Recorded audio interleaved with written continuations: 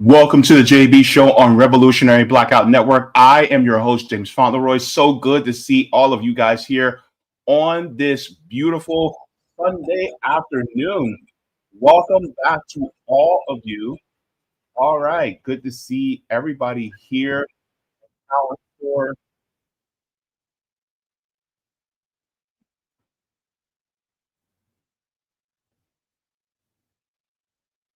Hang on, just wait 1 second. Sorry, guys. I can hear myself. Hang on. What just happened? All right. That was weird. I can hear myself. That wasn't supposed to happen. Anyways, good to see all of you guys here. Welcome, welcome, welcome. All right, there we go. I had to mute it. Thank you very much, guys, for joining in for today. Just to let you guys know, the Jaybe shows every single Sunday at 1 p.m. Eastern Standard Time. And as well as you guys can find me on the Savvy and Jaybe shows on Thursday at 5. Also, you can find me on my channel on Tuesdays at 3 p.m. Eastern. So you guys can also check out my personal channel there, link in the description down below. Also, if you guys would like to, go ahead and share and subscribe as well. We appreciate it. It helps us to be able to reach closer to our goal of 50,000 subscribers. So thank you very much for that, so we can reach more people to help activate, inspire, and encourage. Also, if you guys would like to, you guys can join our mailing list at revolutionaryblackout.substack.com. This gives you email notifications whenever we go live or upload any clips. As well as if you guys would like to get in contact with us, you guys can get in contact with us at revolutionaryblackout@outlook.com. You guys can also submit any stories you find very interesting or any encouraging words as well. So thank you so very much for that. Thank you. All right. So guys, it is September 14th, 2025. And a happy early birthday to my late grandmother. She would have been 91 tomorrow. And so as I've covered on this channel, when my grandmother passed a couple years back, that she died before turning 90. She was 89 at the time. And so, tomorrow would have been her 91st. So since I won't be live tomorrow, I just wanted to do that to wish my grandmother Lorraine a happy 91. But yes, guys, if you guys have not already, go ahead and let's start doing the comments. Let's start talking because you have a couple of stories to get into today. It's going to be very interesting. And let's say hello to everybody in the chat, shall we? All right, who we have here? So first coming in, I want to make sure that I say this correctly. Is it Wihoti? Is that how it's pronounced? Let me know. It says, not shocking for right-wingers, ridiculous so many of them call themselves Christian. We're going to get into that story about Brian Kilmeade of Fox News. That one, I got some things to say. I'll just put it that way. We have Kat coming in saying, how can we dehumanize homeless people to this point? They're people this system has let down, like a foster kid who's aged out with no family, eventually qualified for disability. And Kat continues, says, then saved his disability so he could pay deposit for an apartment. Then he had too much savings. Now he's on a spin down. What are you supposed to do when landlords want too much for a deposit? That's also another point that we need to talk about, especially when it comes to rents in this country. We'll get into all that. Also, we have Alessandro coming in saying, I just came. What happened? Look, we just started, so we're about to tell you. Good to see you, Alessandro. Amy coming in saying, good morning, all. Good to see you. We have Dorothy says, JB, my adopted son in my head. Oh, you sweetheart. You sweetheart. You're so sweet, you give me diabetes. Now I feel cute. I feel cute now. All right, Miss Dorothy. Okay. Thank you so very much. That was so sweet of you. All right. Amy says this story comes on the heels of Street Roots in my town talking about how we have one of the highest rates of violence against the unhoused in this country. Rah, rah. Yeah. Yeah, it's a lot. Yeah. Now, let's get into this because it is important that we get into these stories. But what are we talking about today? Let's go back to the thumbnail so we can cover just a little quick overview, and then we'll get deeper into these stories. So, later in the show today, just kill him. That was a quote from Brian Kilmeade. And who is he talking about? And what has there been any blowback? And if so, how has it affected him? And do we believe it? We'll get into that. But first, we're going to be covering the lawsuit against William McNeil. We're going to go over exactly what happened before. And now we're going to be talking about the lawsuit that is following because of said actions by the Jacksonville Sheriff's Office. So we're going to get in that right now. So I want to get into this because I think it's very important that we talk about what happened to William McNeil.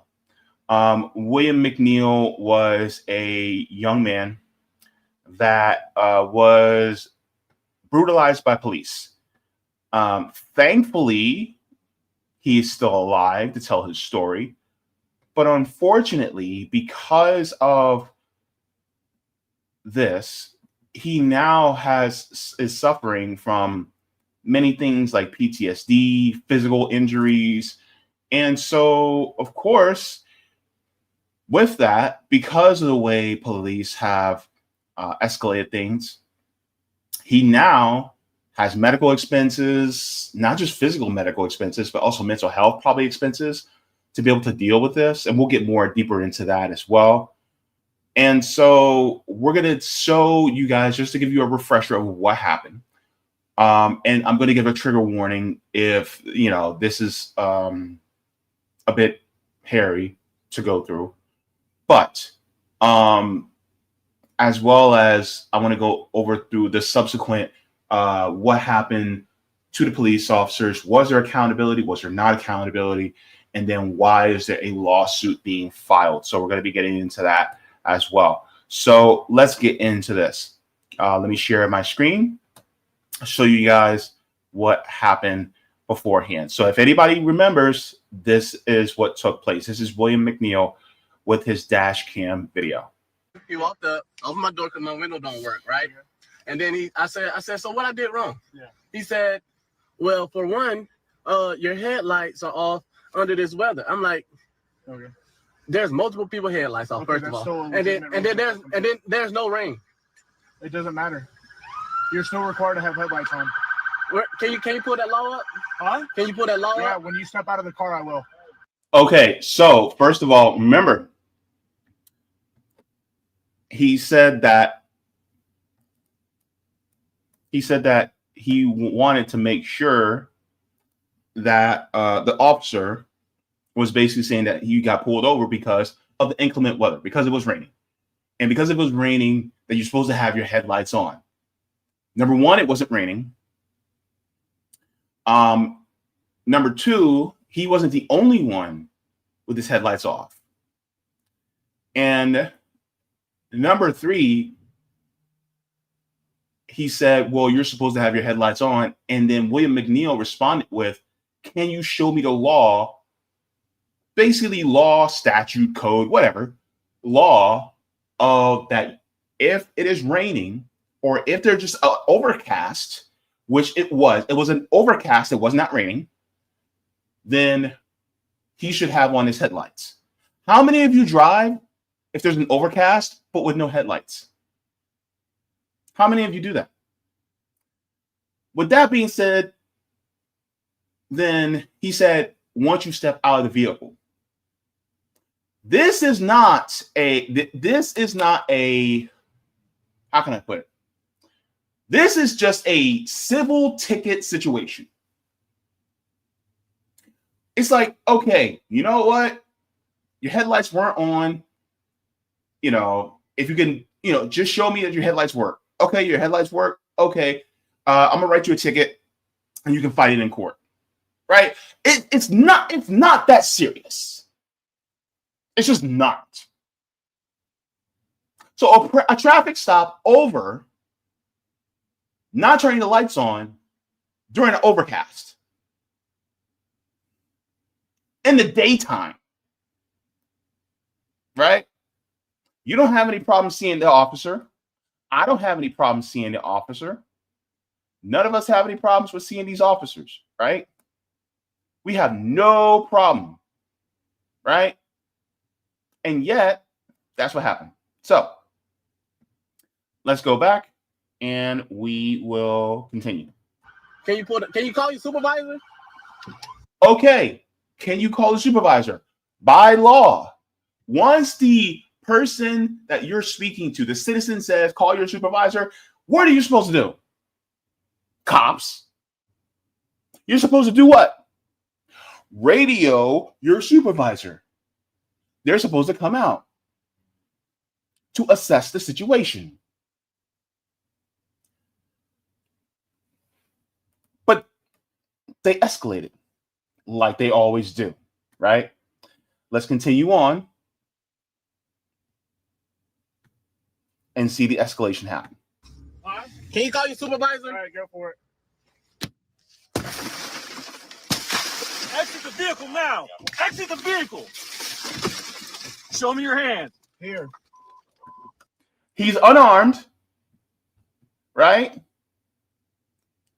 So he's completely unarmed. He said, here. Like the hell? Have you noticed how he stayed calm even when he got punched? First of all, the punching was not necessary. Excessive force, point number one. You punch him. Then you're like, show me your hands. Number two, he is completely unarmed. He is not doing anything wrong. And then people go, well, why was his window still up? He explained it at the beginning of the video that his driver's side window does not work. So therefore, it cannot go down. So that's why he was talking to the other officer through the passenger side window. How many of you have had issues with you have a window that stops working and you can't use it?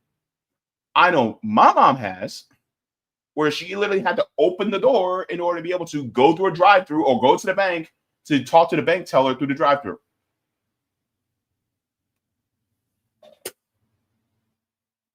Right? All right.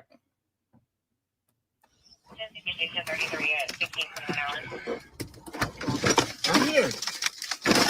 What is your reason, sir?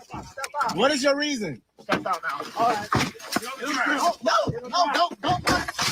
So this is basically, I'm not going to rehash the entire video, but this is basically what has happened, right? Because I talked about it already. And so it is clear that there was police brutality. And let's be real, all right? This is Revolutionary Blackout Network. This is a Black-led channel, okay? So we're going to talk about it. He's a black man driving while black. And that's part of the system that we live in. Right? I'm going to say something that some people are going to disagree with me. Some people are going to get mad. Some people are going to get pissed off. And some of y'all are going to click away from this video, but I don't give a damn.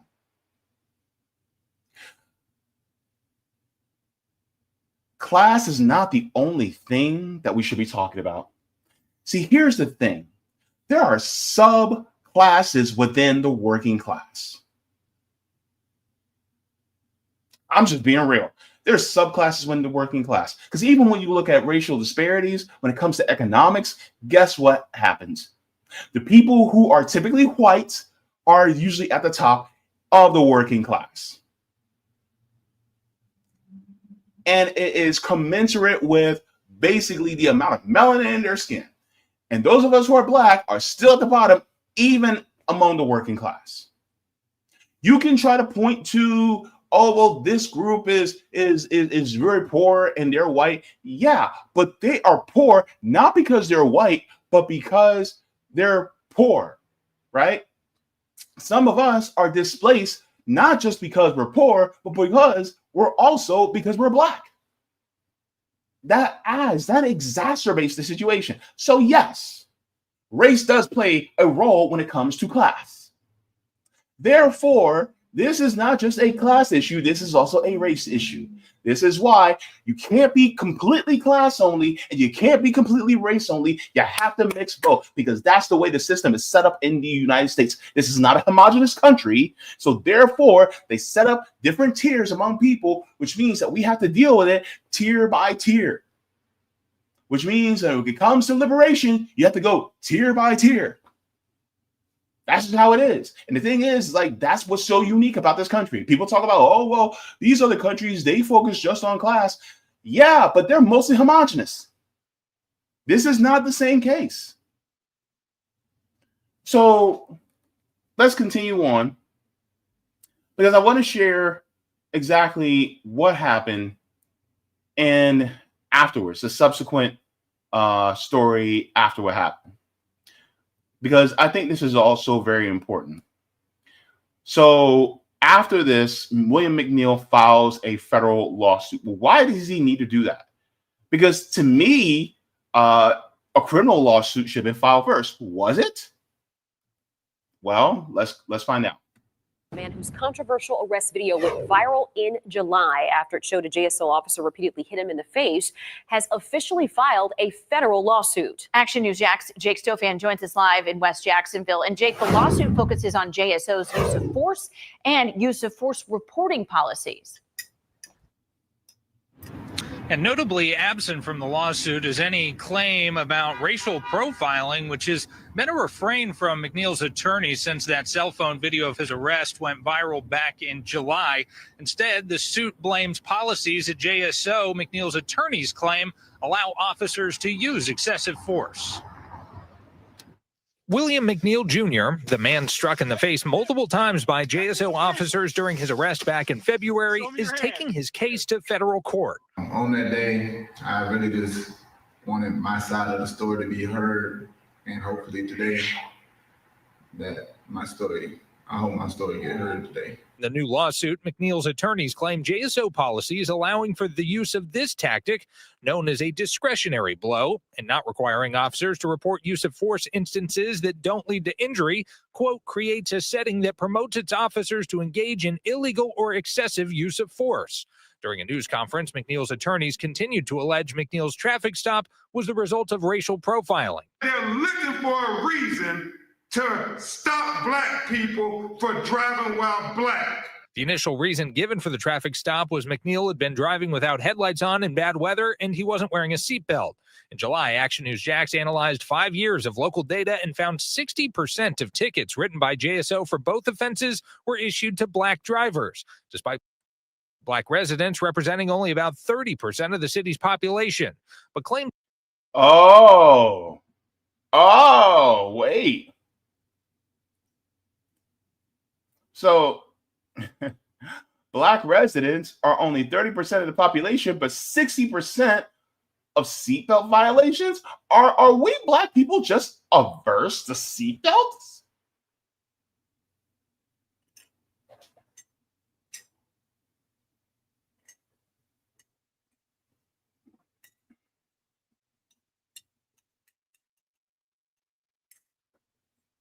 You know what seatbelt violation is? That's a misdemeanor at best. It's really more just a ticketable offense. You know what the phrase is that's used here in Florida? Click it or ticket. So in what world is a use of force necessary for not having your seatbelt on? By the way, if not having a seatbelt on is you as a driver not having your seatbelt on, is that any harm to other drivers in your vicinity while you're driving? No, it's really just dangerous to the person that's driving, right? Or the passengers that may be in. But if you're driving by yourself, if you have no seatbelt on, it's really just, you're putting yourself at risk. So therefore, you're not actually a danger to other people if you're not wearing your seatbelt. This is why it is just a ticketable offense, right? And what? A seatbelt violation should be what? No more than what? $25, $35? Right? On top of that, he didn't have his headlights on during an overcast. It was not raining. It may have rained beforehand, or it was about to rain, but it wasn't raining at that point in time. So therefore, if he didn't have his lights on over an overcast, then it's not necessary. And so this use of force was really for a traffic stop that should have resulted at the worst, with a ticket. William McNeil the only complaint that he should be suffering right now is maybe $75 fine. That's the worst he should be facing right now. He should not be facing physical assault and battery and PTSD from trauma being done to him by police force. That shouldn't have happened. And yet it did. Over what? Over headlights not being on? Over not having on a seatbelt? By the way, first of all, how can you tell if he wasn't wearing a seatbelt or not? Because in the beginning of the video, he had on his seatbelt. They literally had to reach over to unclick the seatbelt. So therefore, that means the seatbelt was on. Now you could say that as soon as he got stopped, he put on the seatbelt. Maybe, just maybe. But you can't confirm that somebody's wearing a seatbelt or not. Clearly, especially if you're behind them, trying to stop them. So how did they know he had a seatbelt on or not? So in the video, he had on his seatbelt. So even then, the seatbelt charge really ain't a charge. First of all, and then second of all, the charge for a headlight, negligible at best because it wasn't raining. This is like trying to destroy a mosquito with a nuclear bomb. Yeah, you got the mosquito, but you got everything else. It don't make no damn sense. And this is the police in America. And so people cry when we say defund the police. Here's your sign. Because while they're busy beating up on a citizen, on an American, 98% of the crimes are not being solved by police. So therefore, what use are they? Police only solve 2% of crimes. Go ahead, Google it, look it up. I did. That means 98% of crimes are not solved by police.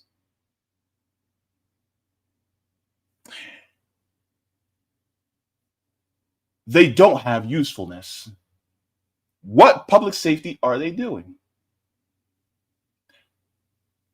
I want to remind you that the U.S. Supreme Court ruled in a case that police in America do not have a constitutional duty to protect you.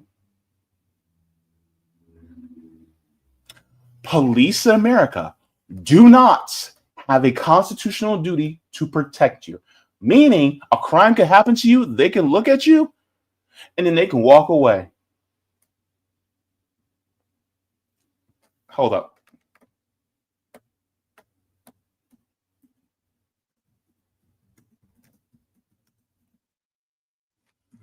Let me share this.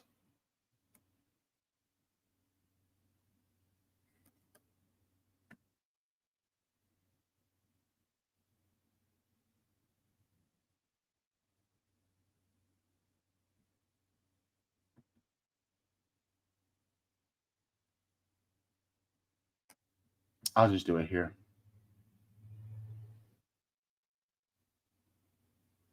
Okay, let me share this before I continue on that video, because a lot of people want receipts. All right, I'll give you receipts, and let's enlarge this just a little bit.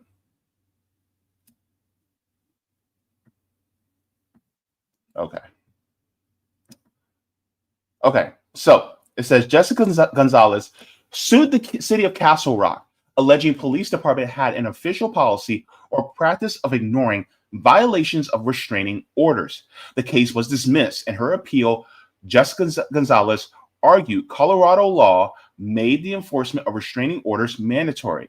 The U.S. Supreme Court rejected that claim. Writing for the majority, Justice Antonin Scalia concluded that Jessica Gonzalez did not have an interest in police enforcement of a restraining order that would be subject to protection under the Due Process Clause of the U.S. Constitution.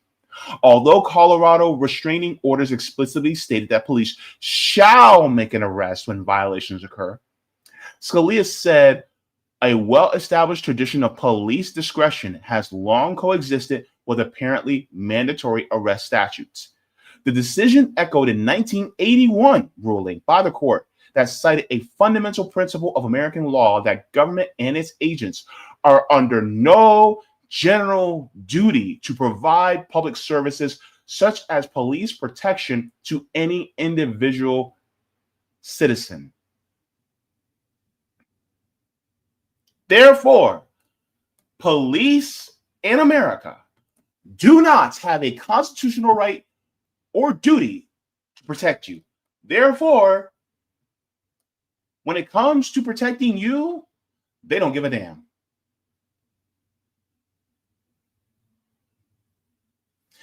How do you feel about public safety now? Do you feel safe? Do you feel safe around them?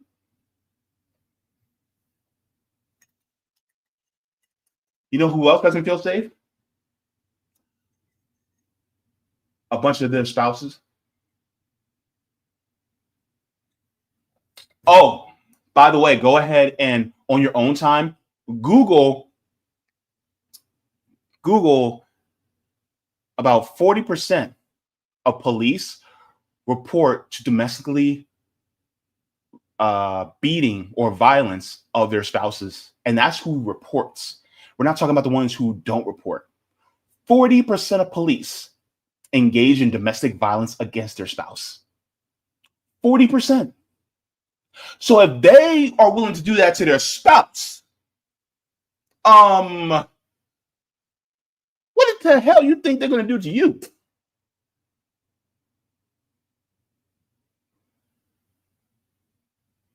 So they beat their spouses. They only protect property.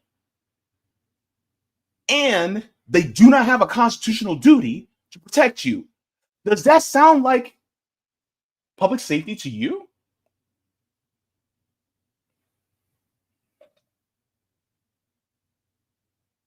This is why it is so important for us to change the system, because real public safety should be implemented, but we don't have it. We do not have public safety. We don't have real public safety. And you know what real public safety is? Real public safety is everybody having housing, healthcare, education, food, clean water, clean environment. Things like that are real public safety, but they don't want to implement it. There's so much violence that's happening in this country. This country is immensely violent, and it's been happening ever since its inception. In a country that started off with genocide, you don't think it's not going to continue in violence? Look at what the hell happened to Charlie Kirk last week. That was a result. That was a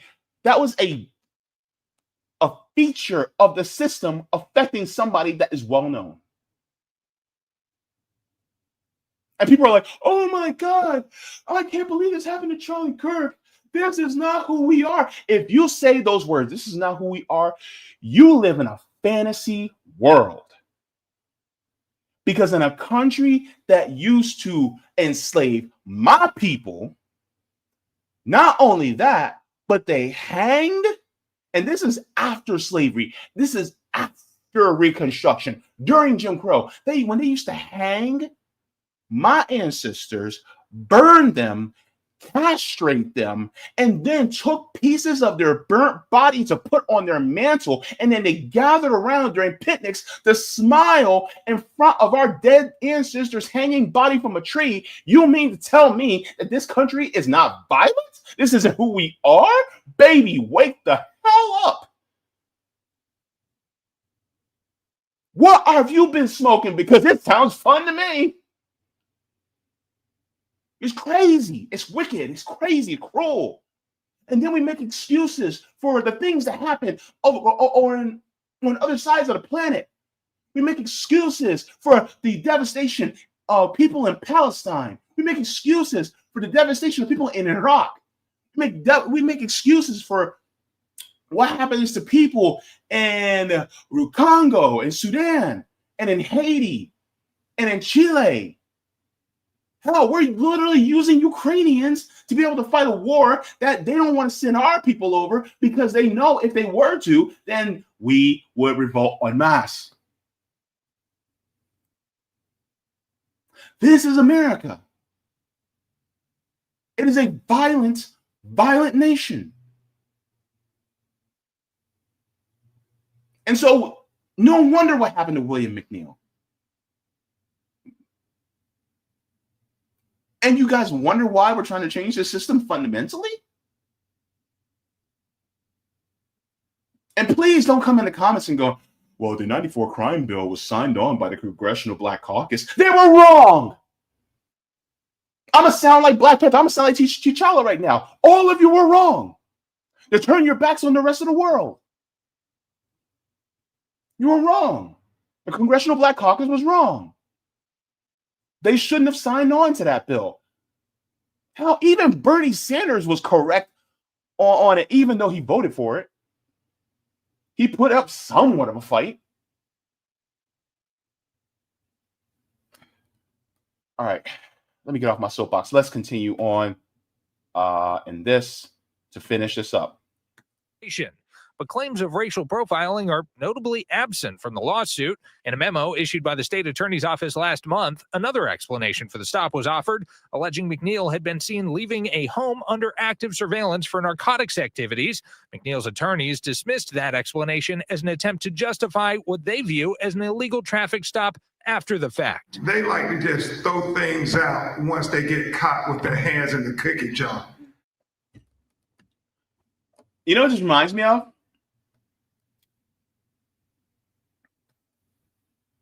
Oh, George Floyd died because he had drugs in his system. That's why he died. You don't think the knee on his neck had anything to do with it?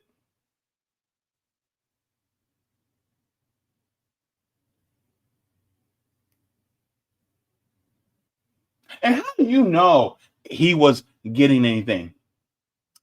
No, you're basing it on an assumption that you think that person was buying drugs or getting drugs. That's what you think. So you saw a black man with locks. So somehow you decided to attack the black man as he was walking out the house. You let him get inside a car.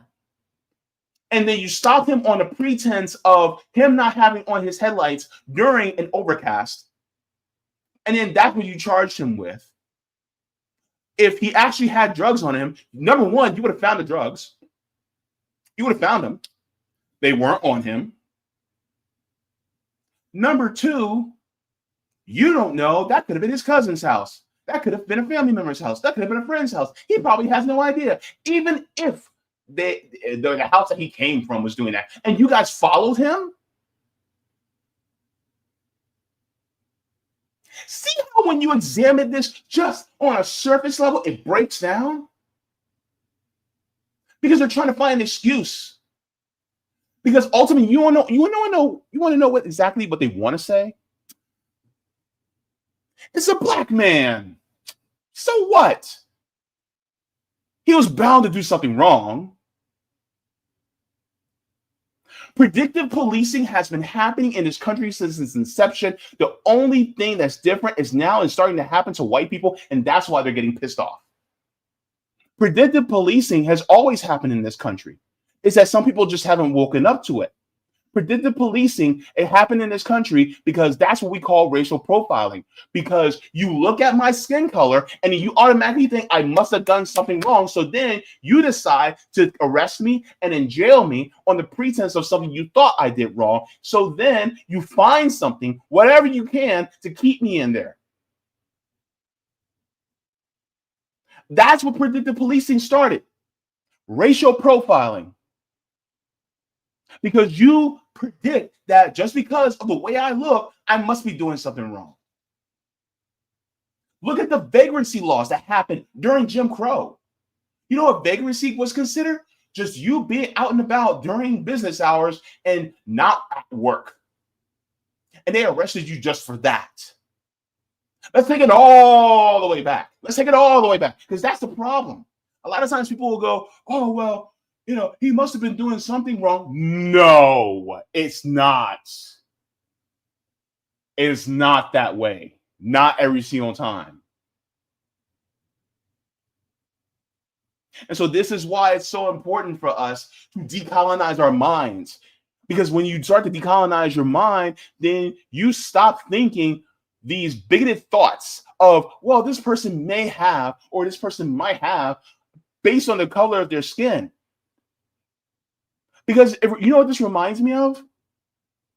This reminds me of when last week, when Charlie Kirk got whacked, a lot of people were online going, stop sharing the video of him being whacked. Because it's so gruesome. It's just pure carnage. But yet some of y'all did not say the same thing to these Palestinian babies that were murdered and blown to bits live on our screens, on our phones for almost 2 years. 2 years. Y'all didn't say stop sharing it. No, you were cool with it. What happened to Charlie Kirk? It's bad, absolutely. But the problem is that visually, that's not the worst thing you've ever seen. Not by a long shot. In a country that loves Game of Thrones, you mean to tell me that that is the worst you've ever seen? In a world that watches Deadpool 1, 2, and 3, you guys tell me that that's the most gruesome thing you ever saw? In a country that produces movies like Saw, you mean to tell me that's the most gruesome thing you ever seen? That's partisan politics. It rots your brain. So that's the problem, right? And people need to point this out.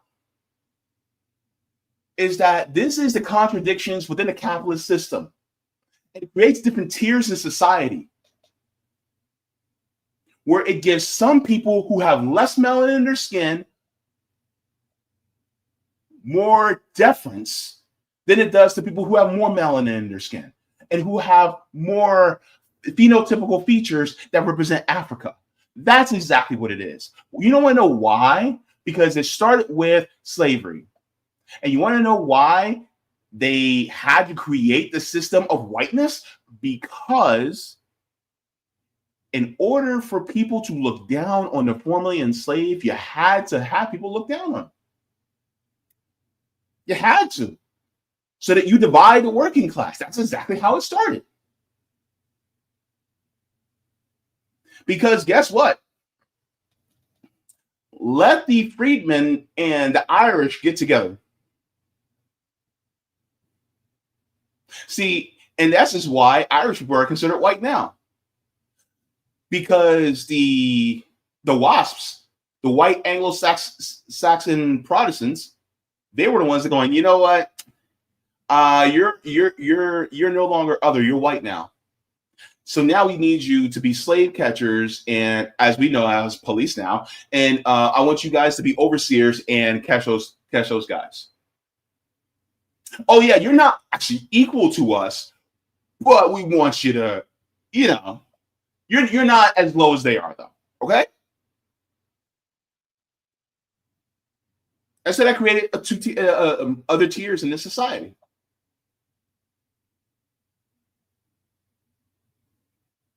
And so what happened with William McNeil just shows that this has never ended. It's just still the same. Let me share this as well,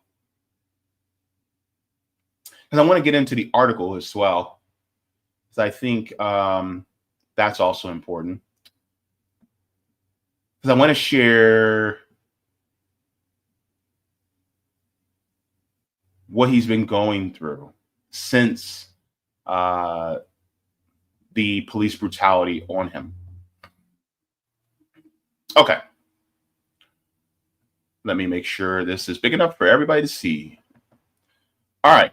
So, talks about black student dragged from his car and beaten by Florida officers, files federal lawsuit. It says Jacksonville law enforcement officers violated the civil rights of a 22-year-old black college student when they pulled him from his car beat him up during a traffic stop, according to a lawsuit filed in federal court in Jacksonville on Wednesday. So, of course, we talked about that. We don't need to rehash. And, of course, it was excessive force. So, says the lawsuit names Waters, Bowers, and another officer named D. Miller, as well as the city of Jacksonville and Duval County government. A spokesperson for the sheriff's office declined to comment, citing the pending litigation.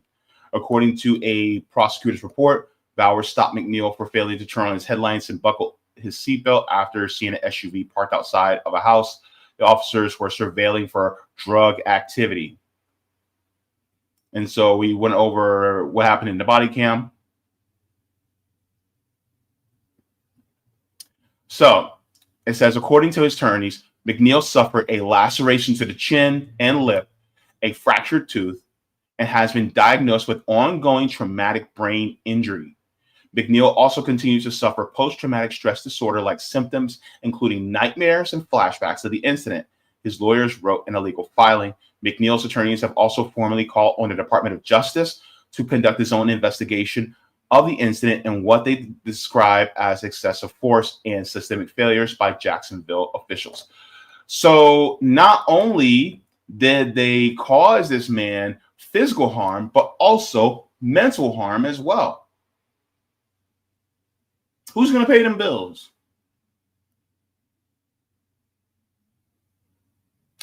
Now that I asked that question, who's going to pay them bills? Shouldn't it be the police officers directly for doing a dumb, terrible job? Well, no, because they have qualified immunity. In the state of Florida, qualified immunity is a thing. So I want to share with you guys what qualified immunity is. And then on top of that,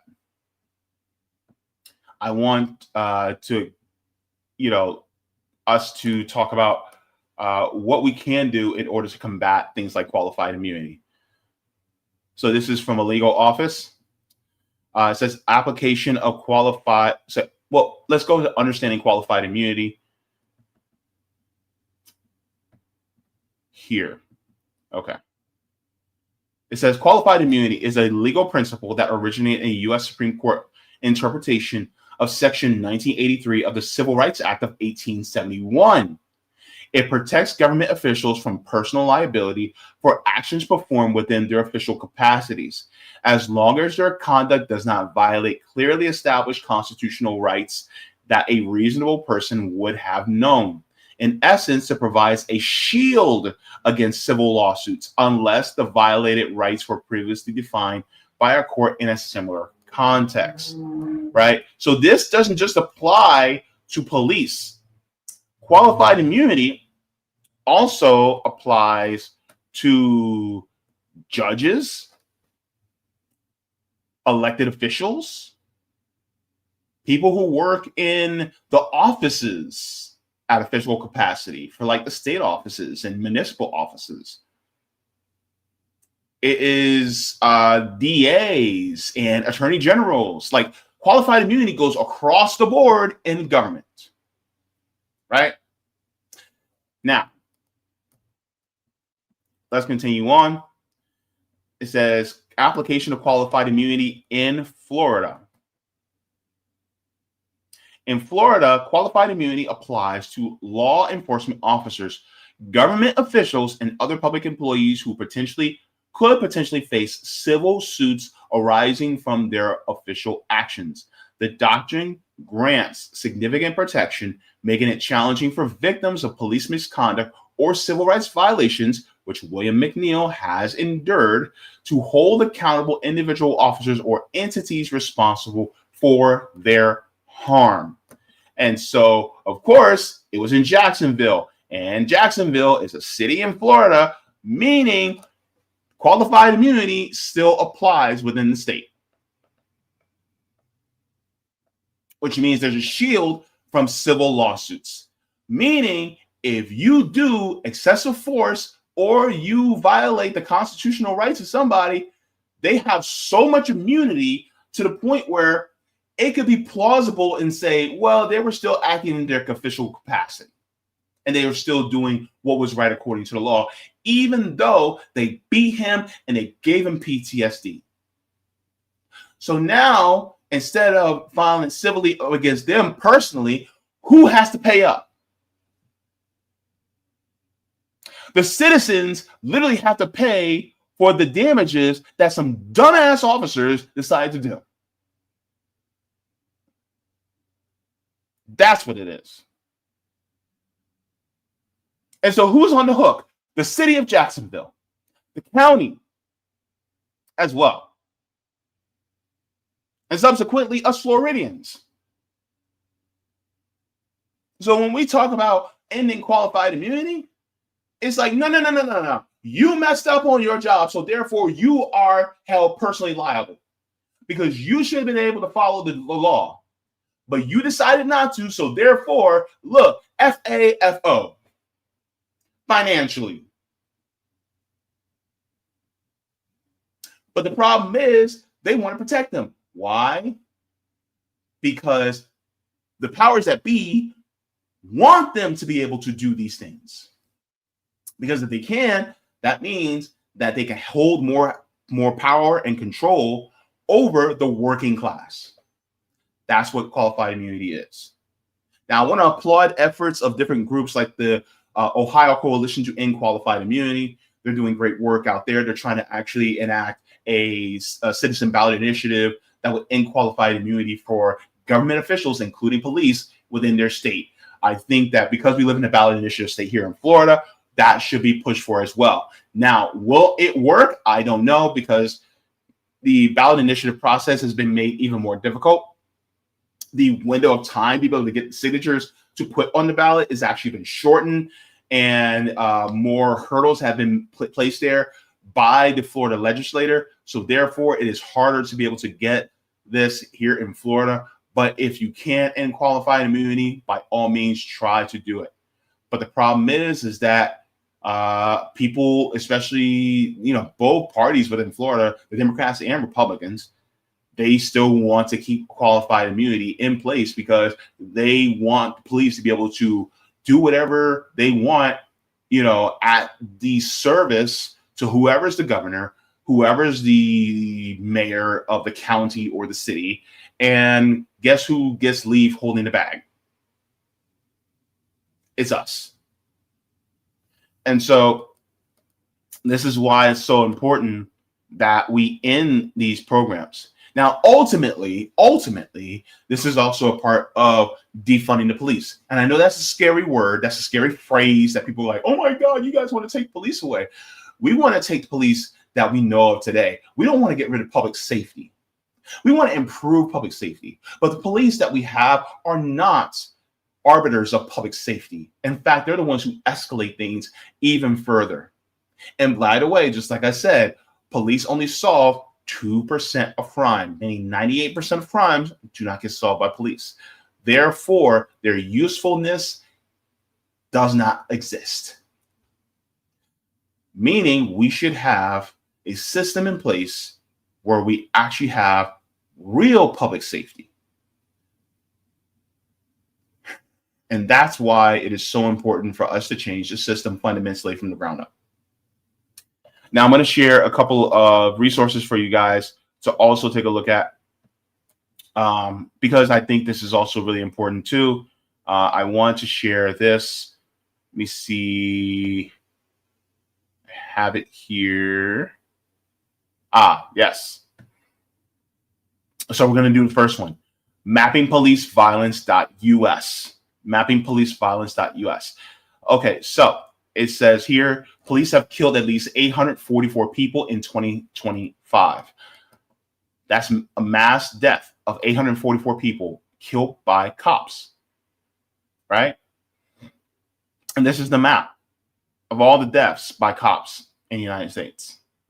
This is police, sheriff's office, what have you, right? So it says there have only been 2 days in 2025 where police did not kill someone. Only 2 days. Police killed more than people in 2024 than any year and more than a decade. Police have continued to kill at a similar rate in 2025. Police in New Mexico killed more people at the highest rate in the nation in 2024. Among the 50 largest U.S. cities, Albuquerque police killed people at the highest rate in 2024. Black people are more likely to be killed by police, 3 times as likely as white people.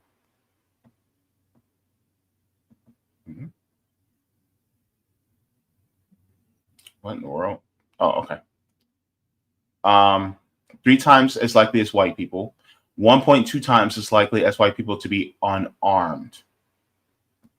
It says 97% of America's major city police departments kill Black people at a higher rate than white people.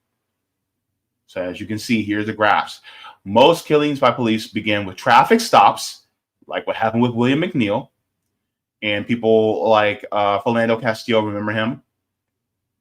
Mental health checks, disturbances, non-violent offenses where no crime was alleged.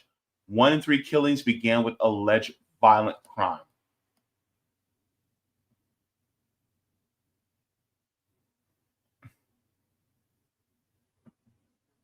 It says 33% of people killed by police were running away, driving away, or otherwise trying to flee. Black and brown people were more likely to be killed while fleeing. Police violence is changing over time. Police killings have increased in red states and reduced in blue states. But I think that's changing. They're trying to do it. It's increasing overall. It says police killings have increased in rural and suburban areas, decreasing in urban areas. And then it talks about killings by sheriff's departments is going up. Some cities have successfully reduced police killings. Others have substantially increased them. Some cities report names of officers who kill. Other cities hide this from the public. It should be transparent, but it's not. It says 98.2% of killings by police from 2013 to 2025 have not resulted in officers being charged with a crime. So remember what I talked about, qualified immunity? That's exactly what I'm talking about. That's part of it. So these are the articles that have talked about qualified immunity as well as police and the crimes that they've been doing to people within the United States, especially to Black people. So I'm going to share this as well, so you guys can have that.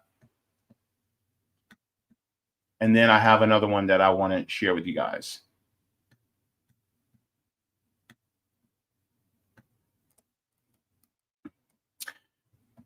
And so that was mapping police violence. Here is police scorecard. So this is policescorecard.org. As we analyze data from 13,147 U.S. police departments, right? So key findings: 12,365 killings by police based on population. A Black person was 2.7 times as likely, and a Latina person was 1.6 times as likely to be killed by police as a white person in America from 2013 to 2023. 324,152 civilian complaints of police misconduct. Only 1 in every 7 complaints were ruled in favor of civilians from 2016 to 2022. 92,812,897 arrests were made. Police in America made 13 times as many arrests for low-level offenses as for violent crimes from 2013 to 2023. You mean low-level offenses like not wearing your seatbelt or having your headlights off during an overcast? Yep.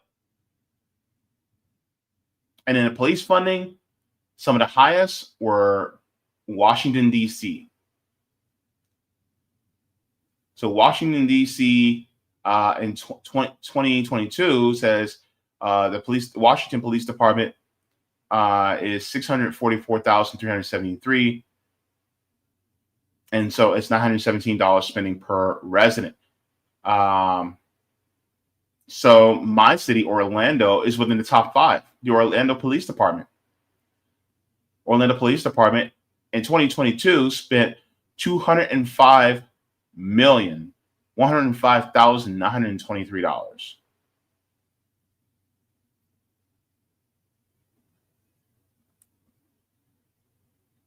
And so this is how bad it is. New York, let's go to New York.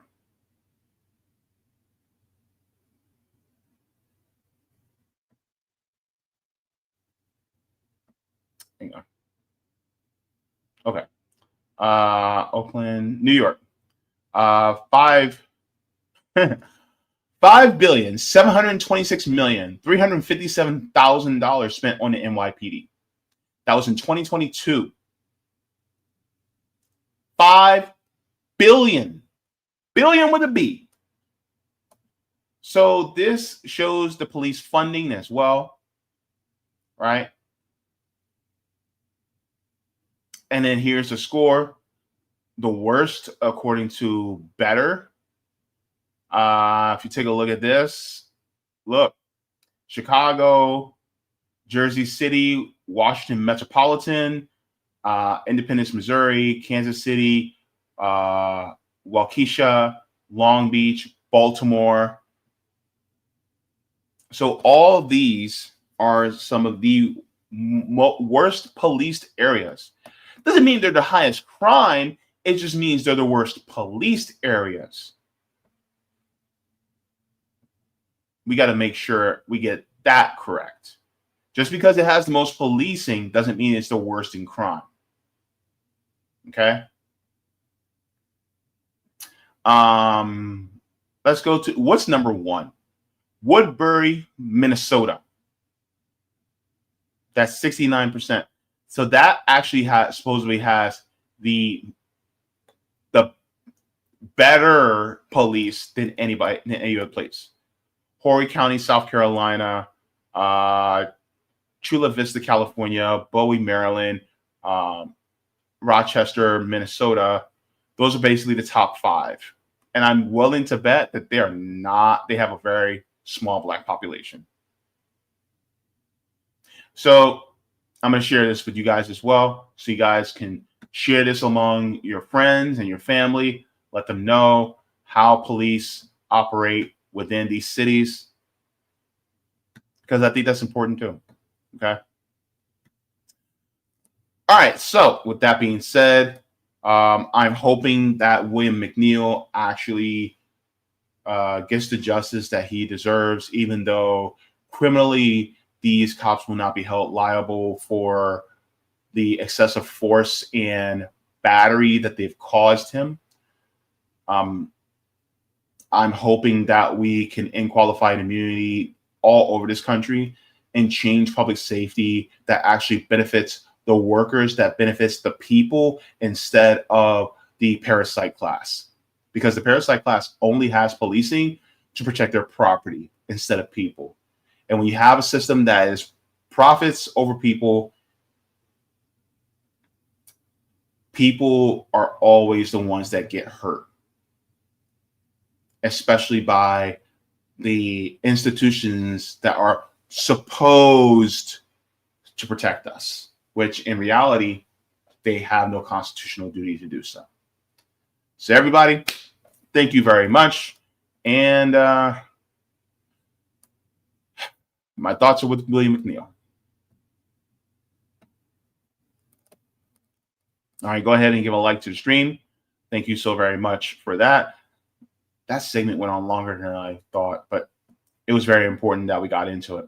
Let's check into the Rockfin chat as well as the Rumble chat to see if we have any Rumble rants.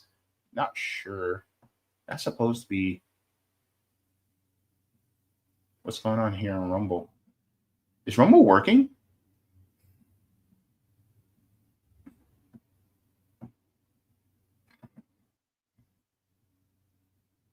I don't know. I just refreshed. We'll see. I don't know. What's going on here? Yeah, it is working. Just the chat's not coming up. Okay. You know what? It's okay. I can check again later. Okay.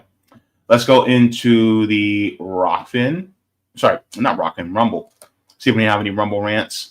If we have any Rumble rants, then great. If not, then we shall go into the general chat. Okay, we're good for right now.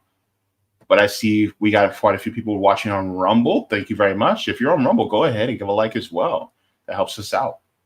All right, so what do you guys think? And also, have you ever been a victim of police brutality or police misconduct? You know, if you're comfortable enough to share, then please go ahead and share, because I would like to know.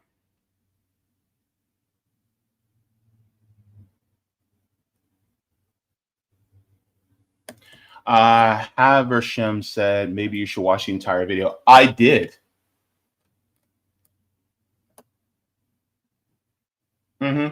I did. When I initially reported on it, I actually did watch the entire video.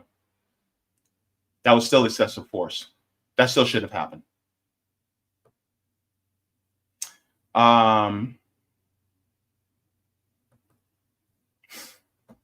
Sean says, you think these officers had anything better to do out of boredom?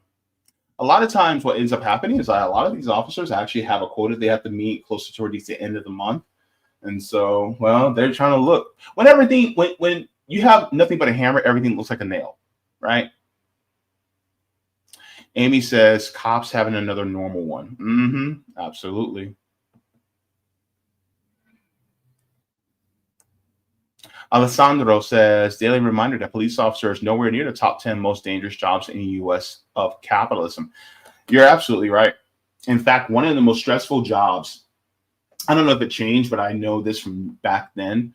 One of the most stressful jobs in the United States, at least, was being an air traffic controller. That was out of some of the most stressful jobs in the country. Being an air traffic controller. Not police, air traffic controllers. Yeah.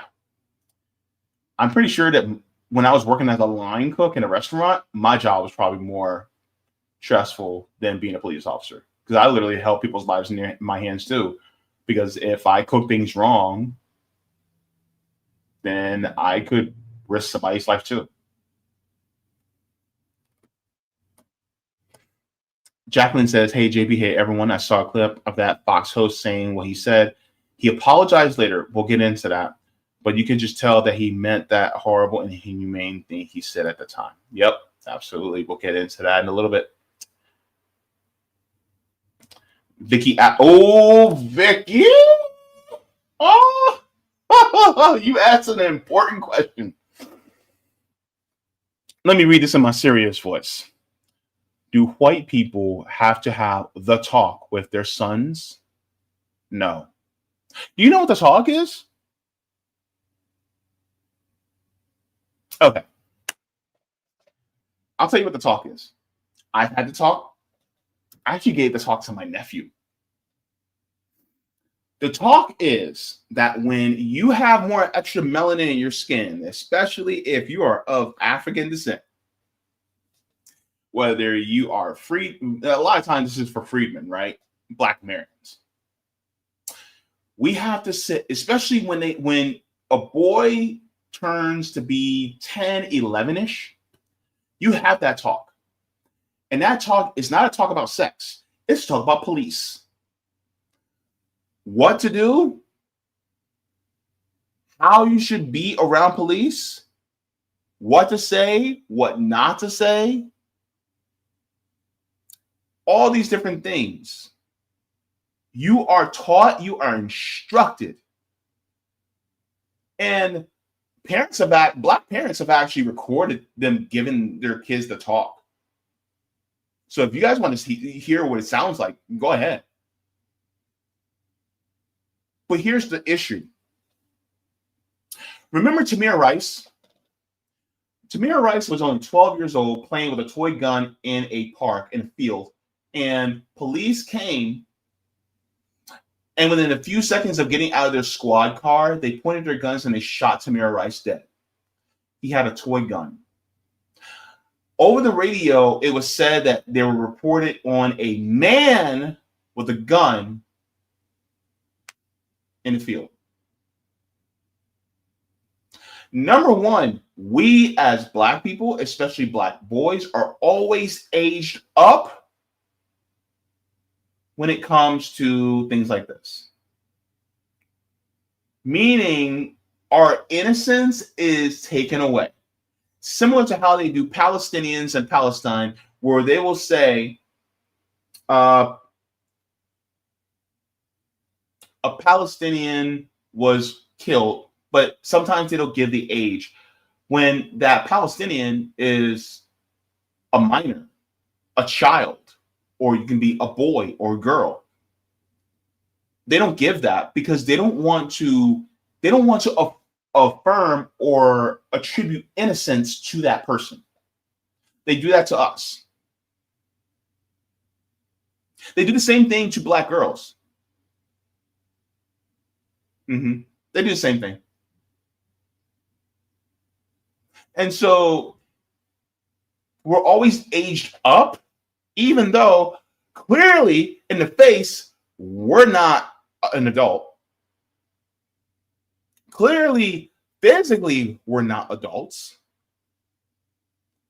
But we're still aged up. And this is why a lot of times within our system, what they'll do is they will, if somebody who's Black has done a bad crime and they're a teenager, instead of charging them as a minor, they will move to charge them as adults, even though they're still a minor. And a lot of times, if a white kid did the same thing, they'll still be charged as a minor.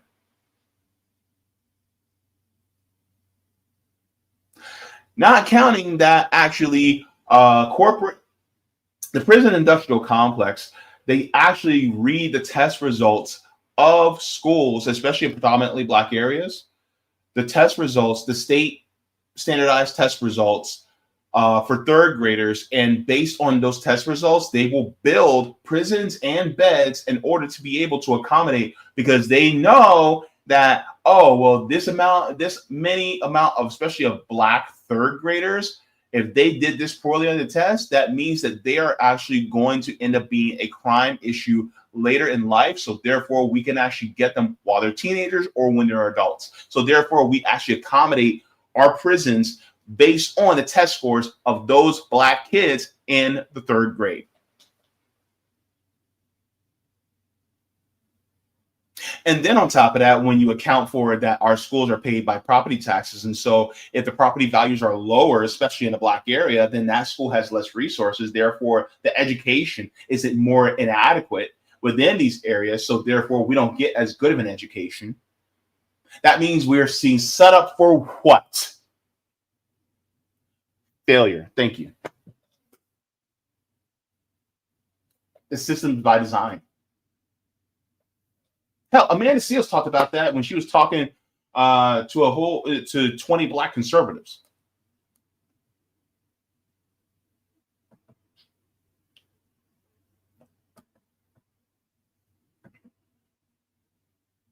Alessandro says, "Wait, we're talking about seatbelts.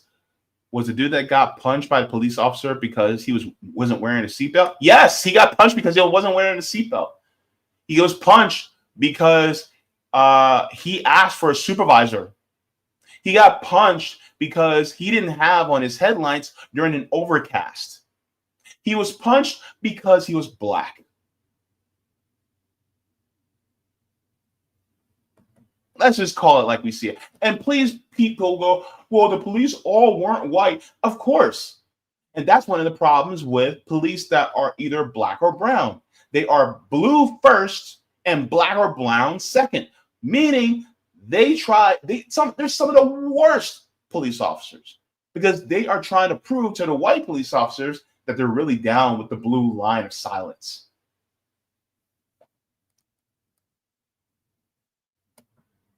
And that's how it is.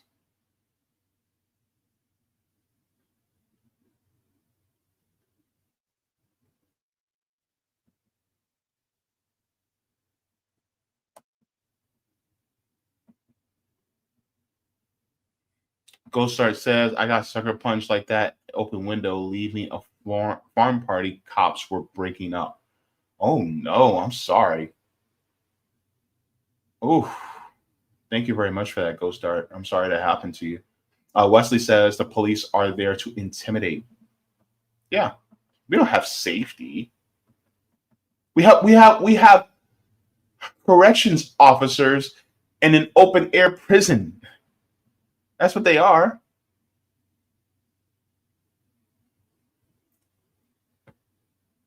Jacqueline says, "I'm surprised these officers didn't plant substances in the car as justification for the abuse they meted out." Probably because they planted them all and they didn't have any left.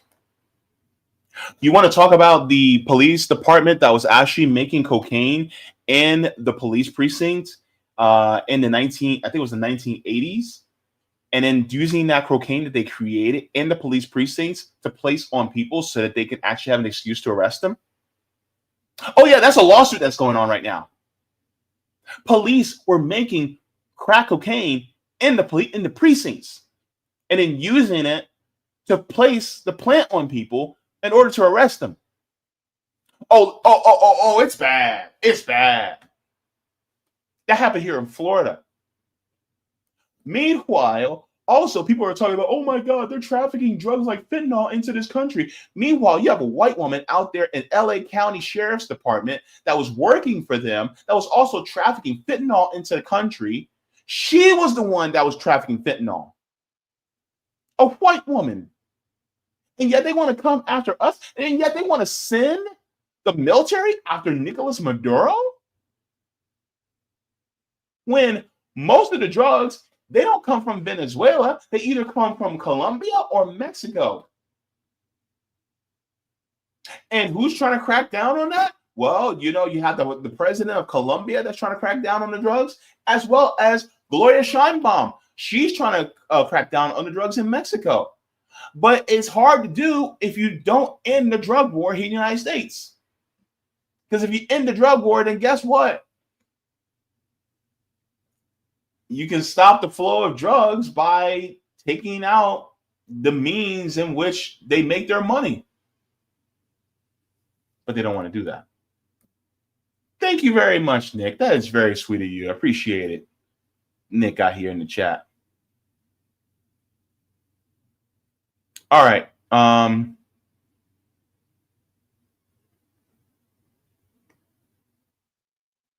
Zoya's in the chat too. Yeah, good to see you, Zoya.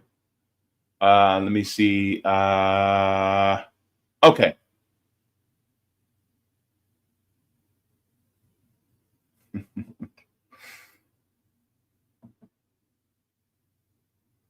Gup1 says Colorado, Montana, Nevada, and New Mexico have a completely banned police officers from using qualified immunity as a defense in state court.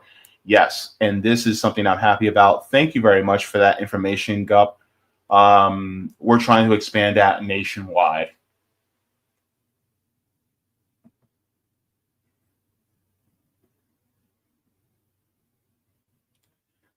Okay.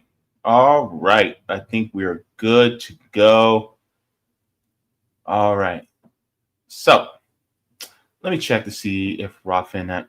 I don't know why Rockfin hasn't. It's okay. I'll check later. All right, guys. Oh yeah. By the way, Zoya's right. Please hit the like. I like how that rhymed there, right? Okay. All right. So let's get into the next story that we're going to be talking about. Oh, before I do that, I want to share something with you guys, because it is very important that we try to look for organizations to organize with. I want to share this. So yesterday I went to a class, and so this says FPN, which is Florida Palestine Network, presents Samud School, The People's Revolution. And so this is from Ghassan Kanafani. It says imperialism has laid its body over the world, the head in Eastern Asia, the heart in the Middle East, its arteries reaching Africa and Latin America. Wherever you strike it, you damage it, and you serve the world revolution. And so this is what I was at yesterday. We were in a class. It was a great lecture, and just shout out to the Florida Palestine Network for holding that lecture. I learned quite a bit, and there were some amazing comrades that I got to meet there and be able to, really network with. So that was awesome. So if you guys, want to learn more about different organizations, look for organizations in your area, especially ones that are focused on lifting up the working class. I took my notes for this. So the instructor's name was Hazem. And so Ghassan Kanafani was born in 1939, and the Nakba happened in 1948. So he was still a child when the Nakba happened in Palestine. It says he witnessed the ethnic cleansing in the first decade of his life. 8 out of 10 Palestinians were displaced. 8 out of 10 Palestinians were displaced. And so it talks about how do you avenge your people. There was an established group called the Youth of Revenge, Palestinian youth that were in Beirut. They evolved to move to Arab nationalist movement, and talked about his older sister Faiza, who was a huge influence. And he was also one of the founders of the PFLP, which is the Popular Front for the Liberation of Palestine. Now, the PFLP, which is also, because a lot of people point to Hamas as being a Palestinian liberation group. Some people who are bootleggers of the empire will say that they are a terrorist group, when in reality they're Palestinian liberation fighters. They forget about the other 16 Palestinian liberation groups that are fighting alongside them. And one of them is PFLP. And PFLP is actually a Marxist-Leninist group that's also fighting against Zionism in Palestine. So it's not just Hamas. It's also other different groups as well. It's like another 16 other different groups. Some are religious, some are secular. And PFLP is one of the secular groups that's actually fighting against the Zionist occupation and for Palestinian liberation. So Ghassan Kanafani was actually one of the co-founders of the People's Front for Palestinian Liberation, the PFLP. And so some of the other things, he did fictional writing, he did non-fictional writings, talked about based on revolution. And so one of the things that he was questioning was, how big does culture play in revolution? And it says Gramsci contended with this question: why do fascists always seem to win? It says Italian communists have been organizing for years. Why do people vote against their own interests? How do you talk to people and show them that the fascists don't operate in the interests of the people? And it says Zionism actually started in the evangelical movement. Then it moved into Jewish Zionism.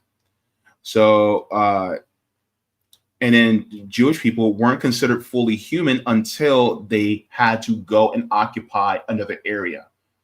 So Zionism is actually also anti-Semitic at its very core, which is a lot of people don't talk about, because they actually just wanted to eject Jewish people out of Europe. That's the original Zionist movement, is that they actually hated Jewish people.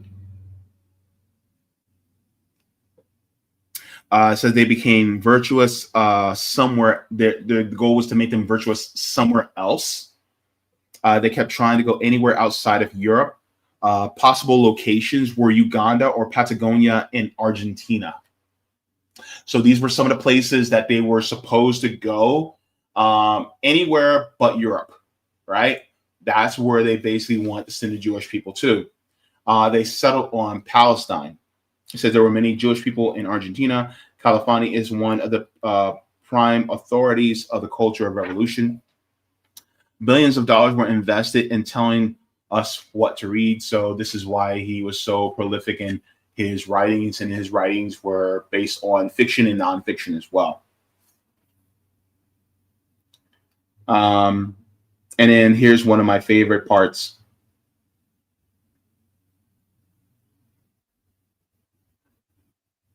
He says there's a cultural and physical genocide. The Palestinian movement is an Arab movement resisting colonization. Lebanon, Jordan, Syria, resisting colonization of the Zionist state. People in other parts of the world coming to Jordan to learn how to be effective revolutionaries and take the knowledge back to their homes. You cannot wait for the state to help. The people must be the start of the revolution. Liberation of Palestine means liberation of Egypt, Jordan, Lebanon, Syria, Oman, Yemen, etc. Solidarity must be local and international, meaning that you need to not just fight for your brothers and sisters around the world and your siblings around the world, but you also must fight for your own people here too. So in order to help Palestinian liberation, you also must help the workers in your own area as well, because you will not help the Palestinians by keeping this system in place and trying to appeal to the government by marching in the streets in the millions. You're not going to suddenly go, oh, well, you know what? We politicians, I guess we were wrong about Palestine. We should do that arms embargo. Let's do the arms embargo. They're not going to do that. It's not going to happen that way. It just isn't. And so ultimately, it means that the change has to come from the bottom. It's not going to come from appealing to the powers within a system that is designed to make sure this genocide continues. And by genocide, I'm not just talking about genocide against the Palestinians. I'm talking about genocide against people in Latin America. I'm talking about genocide against people in Africa. I'm talking about genocide against the people who are natives on this land. I'm talking about the genocide of Black Americans as well. You want to talk about displacement? We are 4.5% of the world's population, yet we have 25% of the world's prisoners. And a huge chunk of that is Black people. That is displacement.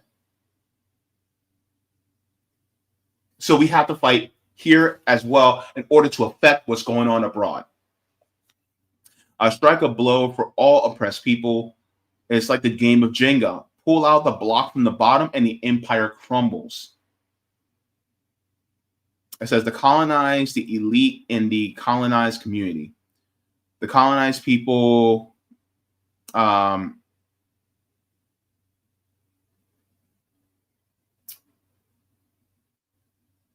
I can't even read my own handwriting. They talk about real revolutionaries like Patrice Lumumba.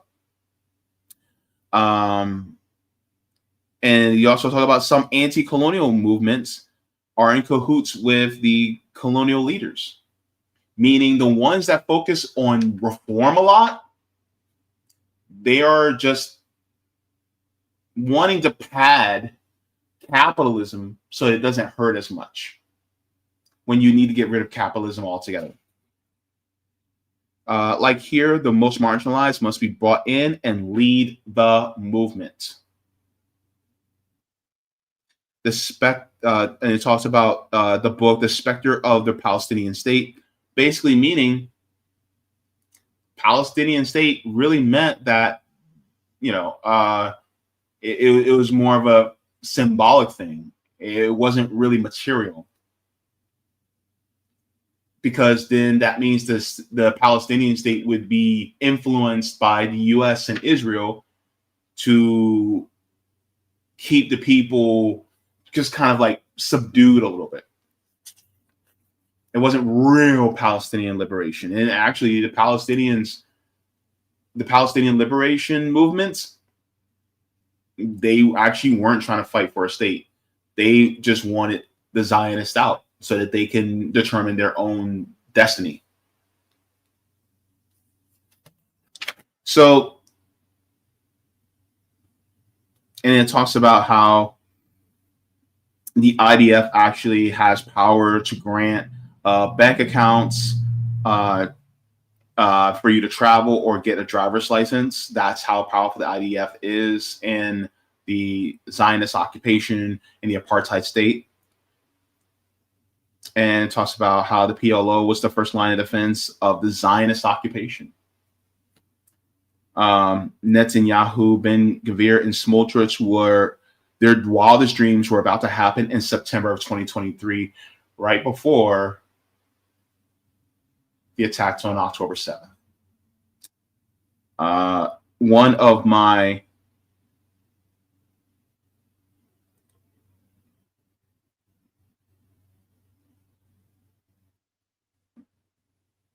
you see, says the best way to liberate Palestine is to fight the best way to liberate Palestine is to fight fascism where we are.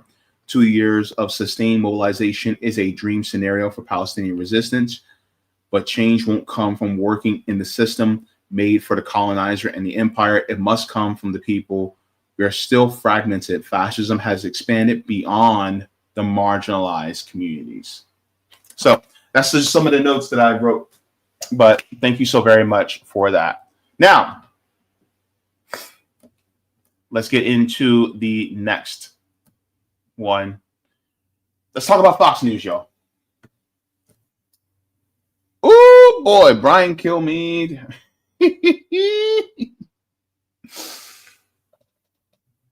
Oh boy, he really stepped in it. And we are not going to let him go for it. He is not going to get let go for this one.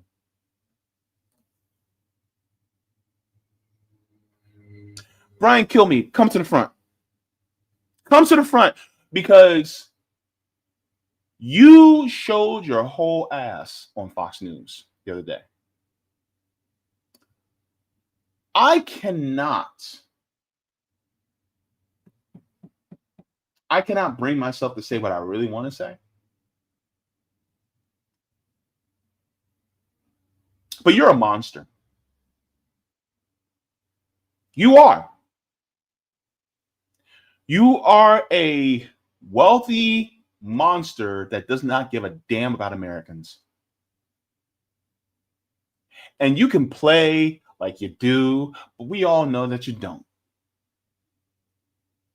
Because you had a moment of honesty in front of everybody in the United States, or really in the world.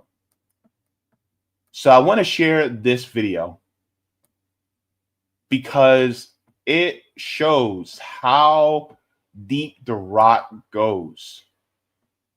And also to his co-host, I don't know who his name is. He's a black man, but you need to come to the front too, because you got me all the way fucked up. All right, let's get in this. Shout out to Aaron Rupar for sharing this. Brian Kilmeade, this fool. Billions of dollars to mental health and the homeless population. A lot of them don't want to take the programs. A lot of them don't want to get the help that is necessary. You can't give them a choice. Hang on. And he's talking about the homeless people. He's talking about billions of dollars have been spent on them, right? Here's the thing. Number one, those billions of dollars have they didn't go directly to them. It went to the nonprofit industrial complex, who create barriers and stipulations that you have to follow in order to be able to make use of these programs. And many of them are very religious. Therefore, you have to appeal to their religious practices in order to get help. And don't give me that beggars can't be choosers, right? These programs should be secular so that it doesn't challenge people's belief system, but they are. And so these nonprofits, and a lot of times these nonprofits, the nonprofit industrial complex, a lot of the money actually goes to the people at the top. Just look at Salvation Army. Just look at Goodwill. The people at the tops get millions upon millions, if not billions of dollars. The people who run the Coalition for the Homeless here in Orlando, some of the people at the top make a lot of money. And these nonprofit who the governments give money to, if you were to get rid of homelessness, the use of these nonprofits would what? They would cease to exist. So therefore, they have an incentive to make sure that homelessness stays around.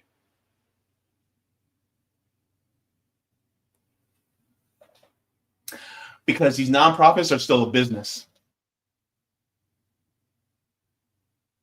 They still make money. Let's continue on.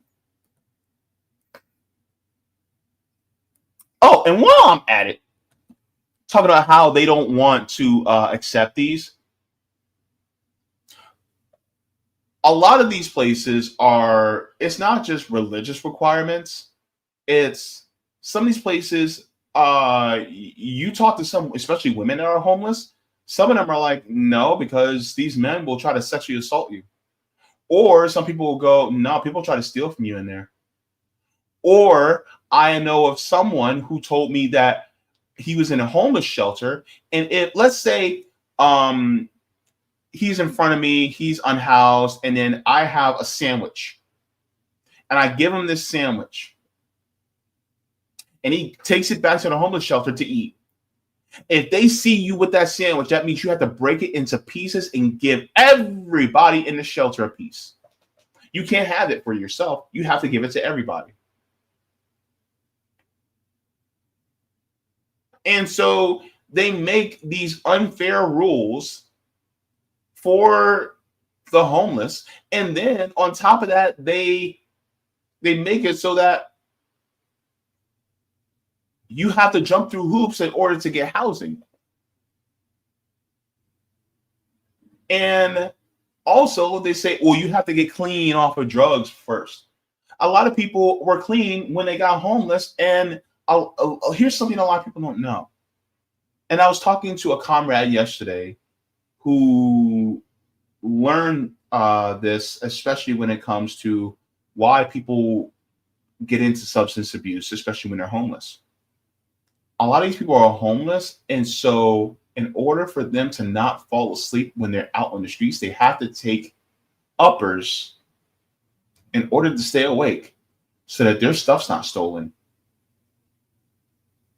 And so this is one of the reasons why it's so important for people to not just, it's important for people to not just recognize that there is a reason why some people have to get on these substances, but you're creating conditions that traumatize people so that they have to in order to be able to deal with being homeless. Have you ever been subject by duress to the elements and by being invisible to people. If not, then you can't say a damn thing to me. And trust me, I know what it's like to be a homeless kid.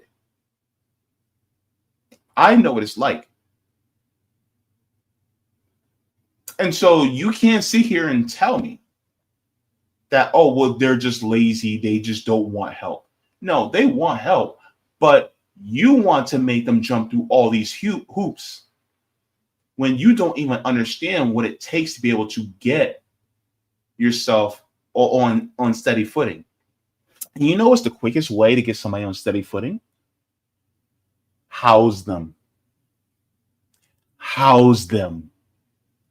But this guy doesn't want to. Let's continue on. What's poppin', brother? Can you hear me? Hey, good to see you. Can you hear me? Everything good? This is a new computer. You sound a little muffled right now. Damn it! All right, I gotta get my microphone. Yeah, I was just trying to test this out. I wanted to jump on with you. I'm like, all right, my brother heard kicking some knowledge. Let me, because I did want to speak on this. So I seen you was talking about it. So I'm like, what's the better chance? Okay. All right, so I'm gonna play this. I'm gonna play some more of this, and then we'll get into what Brian Kilmeade said, because this dude said some egregious stuff. So let's get into it. Either you take the resources that we're going to give you, or you decide that you're going to be locked up in jail. That's the way. Wait. Hold up. Give them a choice. Either you take the resources that we're going to give you, or you decide that you're going to be locked up in jail. That's the way. Okay, so hang on. Let me say something to this brother really quick for a second. Take what we give you or go to jail. Does that sound dystopian to you? Because it sounds dystopian as hell to me. Like, first of all, my brother, you are not my daddy. So how are you to tell me what I should and shouldn't take? Go sit your flat-headed ass down. I am sick and tired of these people getting on my damn nerves and talking about, oh, you better take this. I hate the phrase beggars can't be choosers. No. Absolutely not. You do not get here to sit here and tell me when a system that places you under duress, you're going to sit here and tell me I better take what you give me when you don't give people a choice in the type of help that they should get. Like, I thought this was supposed to be a country of freedom and prosperity. Yet you don't want to give them freedom. Yeah, and I wanted to speak on, because I seen when he was talking about we give these people billions of dollars and billions of dollars, but dude, let's not act like these, nonprofits are not here to make money off of the people. Like it comes to a point to where they actually want homeless people to be on certain types of drugs in order to get certain types of help.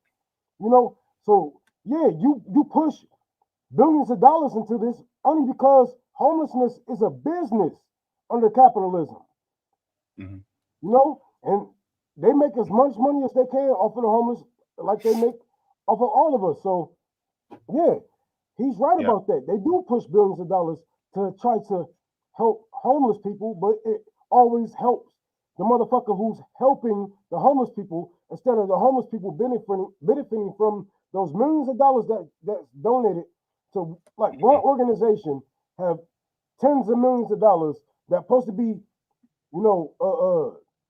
helping the homeless people around their people, but nothing happens. But the homeless population grows under their power. So yeah, y'all money, I hate that they try to use this like a gotcha, where all they are doing is money laundering and not actually helping the people, because we have, I know it's cliche to say it, we have been saying it for so long, AJ, but yeah, we got more empty houses than we have homeless people. Fix up the houses, put the homeless people in. It's not that hard. Oh, we shouldn't just give war people for this and that. And this how you know people don't care about the vets or anything like that, because if you were to see the population of the veteran, veterans that's on the ground that's homeless, then I guarantee you will have a different tone. But whatever. Just a question: are you on your computer or are you on your phone? Computer. Your computer. You may need to change your microphone settings because you're still sounding like you're talking into a cup. What about that? Yeah, you may have to change your settings and then come out and come back in. I'm not sure because you sound like you're in talking into a cup, and it's kind of hard to hear. God damn! I get it. I'm just about to call I'm about to call my girlfriend and tell her to bring my microphone because I was supposed to go live later and work on the library. So I don't know what the fuck going on with this. Yeah, you sound pretty kind of muffled there. I just wanted to give my 2 cents. I'm gonna step out, let you go ahead and enjoy your show, man. I'm gonna watch in the background because I'm gonna try to get my microphone and I'll join another time. Okay. All right. See you in a minute. Okay. All right. So let me continue here because here's my issue, right? Because the thing is, everybody's focusing on what Brian Kilmeade said. This gentleman here, I want to focus on what he said too. No, you're not going to sit here and do that whole you take what we give you. You're not going to do that. Because the thing is, it's like you're coming at it from the perspective of you think that everybody had the exact same opportunities as you, and so therefore they're just not working hard enough. When in reality, that's not the case. And let me see if I can share this because a lot of people think to themselves that, these people who are homeless, they're just lazy. When in reality, that's not the case at all. And let me make sure I have this. Let me see. Gotcha. All right, so let me share this really quick because I just want to dispense with this particular type of thinking because, first of all, housing is an absolute necessity, not just a privilege, because you need it in order to live. And anything needed in order to live is an absolute necessity. Let's go there. But let me share this with y'all too. This is from the endhomelessness.org. And it says, have you ever heard the idea that people experiencing homelessness just don't want to work or they should just get a job? The truth is that many do. In fact, in a 2021 study from the University of Chicago estimates that 53% of people living in homelessness shelters and 40% of unsheltered people were employed, either full-time or part-time, in the year that people were observed homelessness between 2011 and 2018. Despite how many people experiencing homelessness work, a job does not solve everything. Life-sustaining wages are a key determinant of housing security. However, most people experiencing homelessness are not earning enough to afford rent. So, with that being said, the problem is not people who are homeless that are just lazy. It's because of the system. It's because of the people who are not getting paid enough because douchebags like you don't want to pay them enough in order to be able to live. So then they wind up homeless. And then you stupidly say, oh, well, just get a job. Over half of them have jobs. A majority of them have jobs. And guess what? They're still not making enough. So what else? Then you also have to account for the people who do have some type of mental illness. So if we really care about health and mental illness in this country, are we just going to treat the mentally ill that way? Are we? Is that who we are? Well, I actually can answer that question because yes, that's exactly what this country is.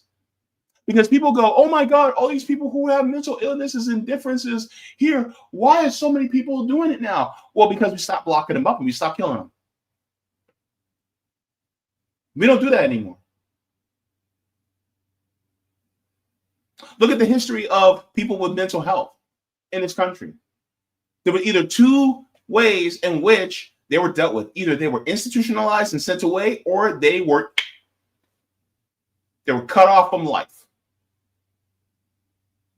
Even if they weren't a danger to the community. This also includes neurodivergent people too. Yeah. And so this is one of the issues that a lot of times people don't want to talk about. But this brother talking about, oh, well, if you're not housed, then we should just lock you up. I don't know if you are a son of black immigrants or a son of freedmen, but let me tell you something. Back in the day, during Jim Crow, there was a law called vagrancy, and the vagrancy law basically meant if you were just walking about during business hours and they didn't think you had a job, and guess what? You got arrested for just being black and not at work. That's the law that we had in this country. And now, so you're perpetuating the same white supremacist thing that they probably think that don't exist. So shame on him. Shame on him for perpetuating that particular type of thinking. Shame on you. And you're not special just because you got a cushy job and you're probably making millions of dollars for a corporate news network. So miss me with that BS. Let's continue on. And let's get into what Brian Kilmeade said. The way it has to be now. Or involuntary lethal injection or something. What did Brian Kilmeade say? Involuntary what? Involuntary what? Involuntary lethal injection or something. Involuntary lethal injection. This monster is talking about euthanizing homeless people.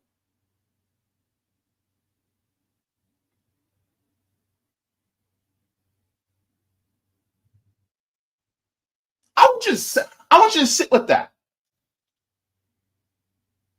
How many people in your life that are homeless? I've had many people in my life that are homeless, including myself.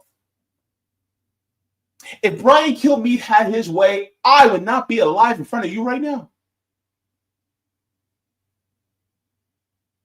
Because homelessness isn't just people who are out in the street. Homelessness are people who may be sleeping on your couch. Homelessness may be people who are sleeping in motels and hotels, who they're there out of duress. Homelessness are people who are doubled up in housing that it's not their choice. They're under duress. That's also homelessness. How many of you have somebody like that in your life? You're basically, Brian Kilmeade is literally calling for the murder of American citizens just because they fell on hard times. I want you to sit with that. Just because they fell on hard times, he's calling for their murder. So everybody that has a problem with people that are celebrating the death of Charlie Kirk. Now, I'm not going to do that. But at the same time, I'm not going to mourn his ass either. But here's the thing. Here's the issue, right? Y'all got a problem with people who are celebrating the death of Charlie Kirk. And yet you have this man calling for the murder of Americans just because they fell on hard times? And y'all ain't outraged over that? You aren't doxing people? You're not calling him to be fired over that? And yet you're doing it for people who said the same thing about Charlie Kirk? I'm sorry, but your hypocrisy is showing. The hypocrisy of it all. You know why? You know why? Because you value the life of somebody like a Charlie Kirk over other American citizens just because of the money they got in their bank accounts. You consider people who have more money to be worth more as far as their life is concerned. What kind of monstrous BS is that? That's disgusting. Disgusting. You don't care about life. You only care about life of rich people because you've been propagandized to think so. You've been propagandized. You've been brainwashed into thinking that just because somebody has a lot of money, that their life matters more. If you're making excuses for Elon Musk for smoking some ganja on Joe Rogan, but you don't want to make excuses for the people who are unhoused, who are trying to deal with being out in the elements day in and day out, you got a problem, boo-boo. Because you value the life of Elon Musk over people who are unhoused, who are just trying to deal with their situation. Oh my God, they're drinking beer. They got some money with the beer. They got beer with some of the money I gave them. Do you know how stressful it is to be out in these streets? Do you know? Do you really know? And some of y'all who said, "Oh, I used to be out in these streets and I got myself up." Guess what? Guess how hard was it? First of all, not everybody has the same bandwidth as you. Not everybody has the same brain as you. Not everybody has the same support as you. Not everybody meets the same people as you. Not everybody has the same opportunities as you. Even if you were out in the street. And if you were out in the street and you're still making excuses for this, that means you forgot what the fuck you came from. And shame on you too. Now, I got smoke for all. I got smoke for all y'all.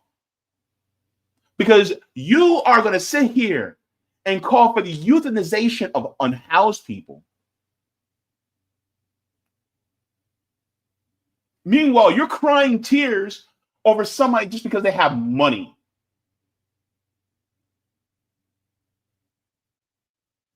Meaning you don't respect life, you respect the dollar.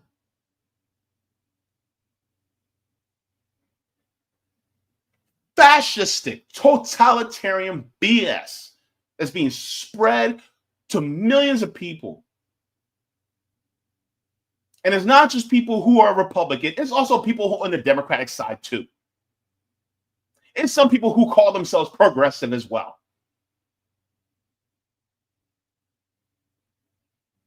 I don't want that around me. Well, then house them. Half of them got jobs anyway. And that shouldn't even be a barrier to whether you have housing or not. Let's continue what this monster had to say. Lethal injection or something. Just kill him. Yeah, Brian, why did it have to? Just what? Brian, why did it have to get to this point? Hang on. Voluntary lethal injection or something. Just kill him. Yeah, Brian.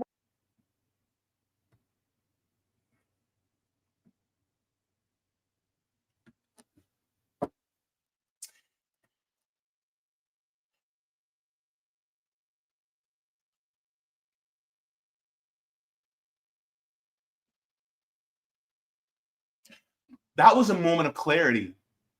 That was a moment of honesty for Brian Kilmeade. He meant to say that. That was what's in his heart. That was in his heart. And he is a mouthpiece for the parasite class, which means that the parasite class, whom he speaks for, feels the same way. And the parasite class also just doesn't employ people at Fox. They also employ people at MS Now, formerly MSNBC, CBS, ABC, Newsmax, News Nation, NBC News, One America News Network, Even some people at Turning Point USA. Even some people who consider themselves to be progressive, but they're getting money from dark money groups. And they may not actually say it out loud, but they actually feel that way. Hey, David. So let's talk about this, because this is one of the issues in this country. Because when we talk about people who are unhoused,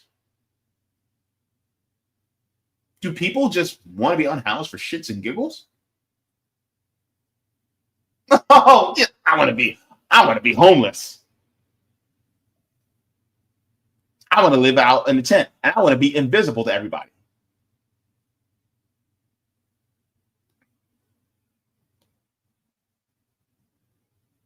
Or I'm too lazy, so therefore I want to be subject to the elements and be neglected by modern society and stepped over, and then possibly face jail time, even though I ain't got no money.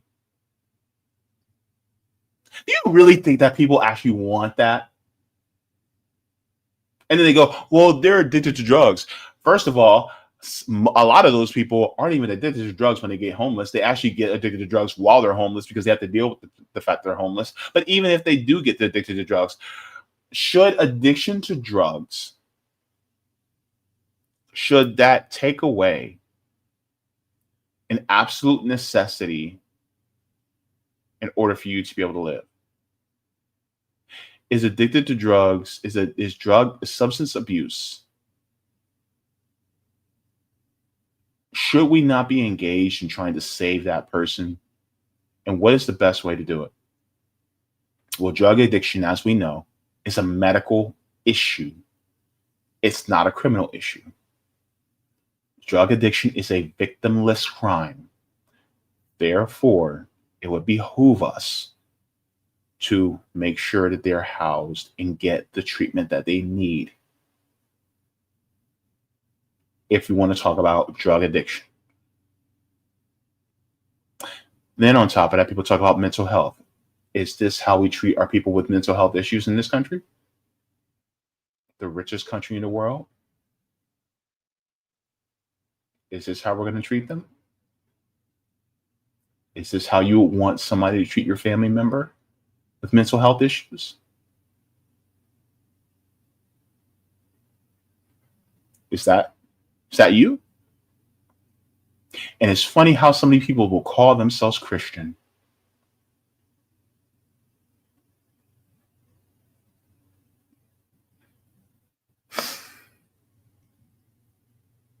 Didn't Jesus say, if you did this to the least of me, these, you've done it to me?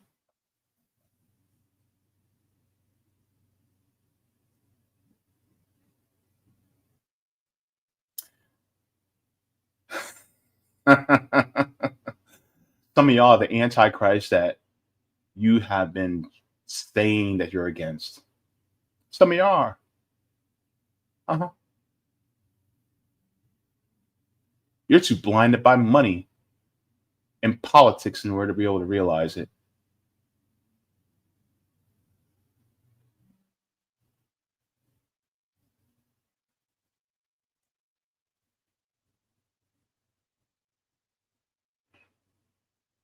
If there was a race between selfishness and empathy, empathy would still be at the starting line. And your selfishness be running through the tape. That's how messed up some of y'all are. Brian Kilmeade.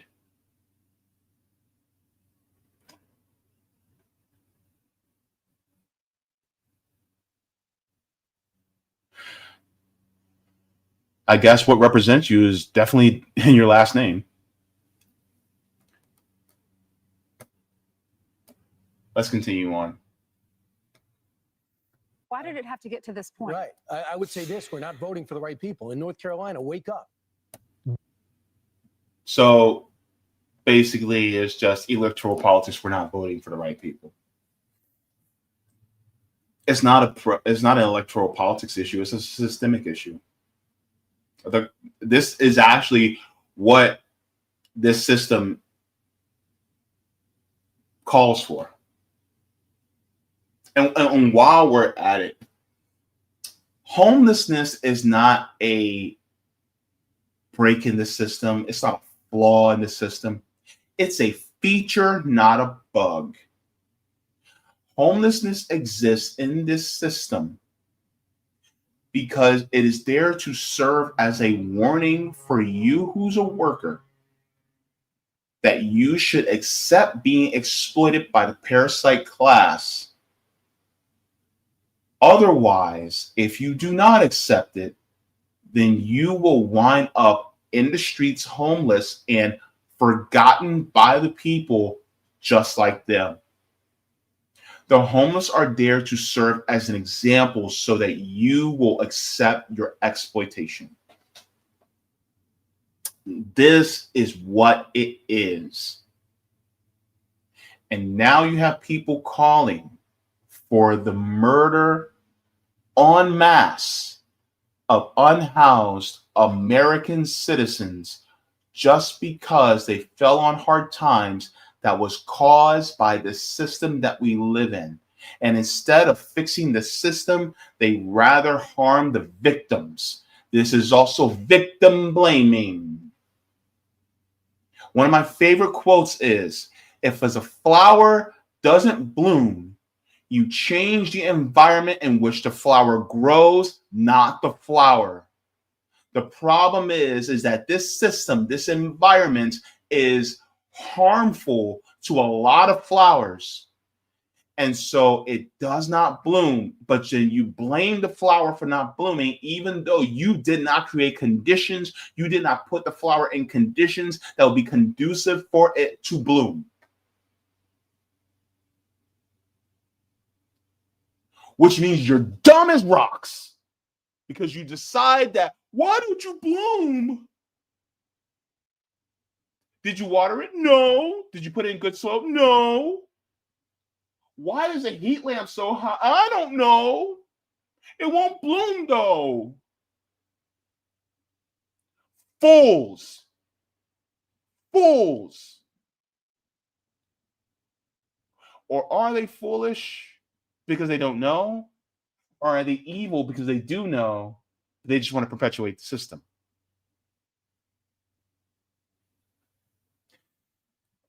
Brian Kilmeade decided to apologize.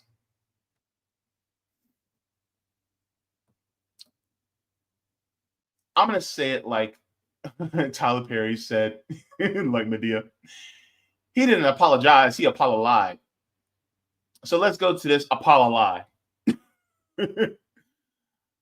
Because we got to get to this.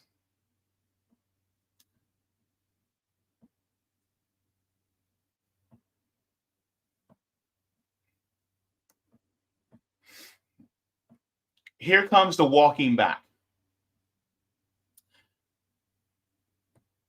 And it actually happened when we were together on Wednesday, Lawrence.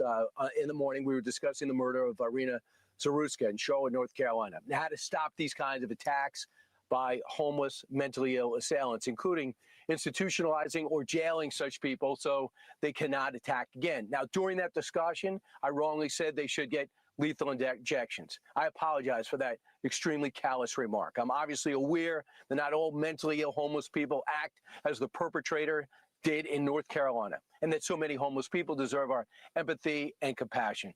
Lawrence, back to you. All right, thanks. Hang on. Let me ask you all a question.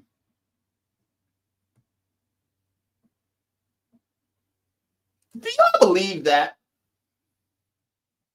Do you actually believe that? Because I don't. I don't believe it. He had to walk it back because you got you got a lot of religious people who end up donating and working to help the homeless, and now they heard Brian Kilmeade say what he said, and they were like, "Oh no, that is very unchristian. I don't rock with that."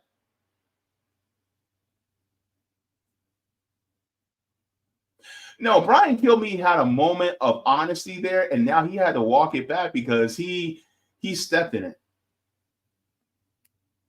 He stepped in it. He just revealed what was truly in his heart. And now he has to walk it back. And oh, obviously, I don't feel that way. Yes, you do, Brian. Yes, you do. And Mr. Lawrence that's sitting next to you, I mean, if anybody should have walked something back, you should have walked something back too. Both of y'all. But ultimately, you're walking it back because you don't want Fox to be harmed by their advertisers pulling out. Can we talk about it? You got to follow the money, right? Because how many people claim to be Christian that watch Fox News? There's a lot of people who claim to be Christian, follow Fox News.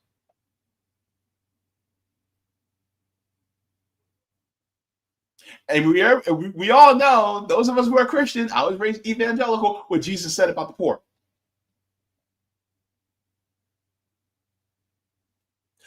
And some people who may watch Fox News, guess what? They take that part about Jesus caring for the poor very seriously.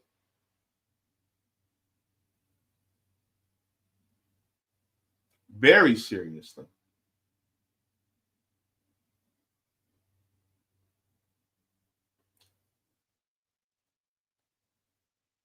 And yet we're not calling, people are not calling for the firing of Brian Kilmeade. They're not doxing his job because we all know where he works. But they're not calling for his firing, even though he said that we should euthanize all homeless people. Yet there seems to be a disconnect when people are celebrating the murder of Charlie Kirk. I'm not saying that either is one is good in the or better than the other. One you should condemn the other. Consistency.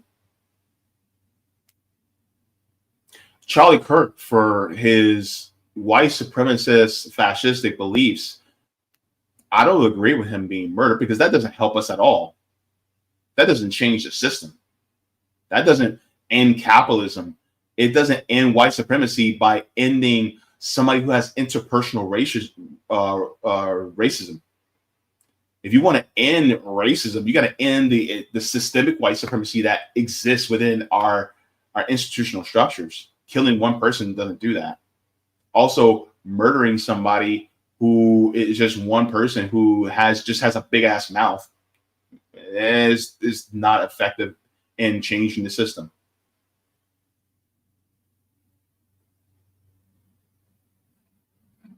It's adventurism. Was he a horrible person? Yeah.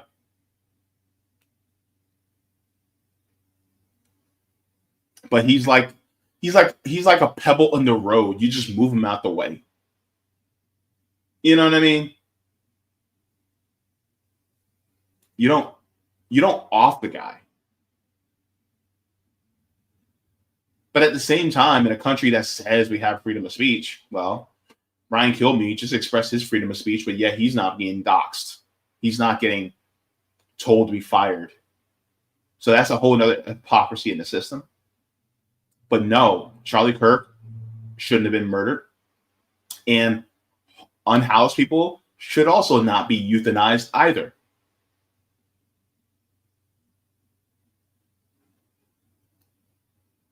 And so the problem I see is that we as workers need to have solidarity with everybody who are negatively affected by this system, especially the homeless, especially the people who are in prisons. How many of us have solidarity with people who are serving time? Especially because they're victims of the system too. Are we going to talk about it? And most of them are in prison for nonviolent offenses. Are we going to have solidarity with them? You know what I mean? Are we going to have restorative justice for them?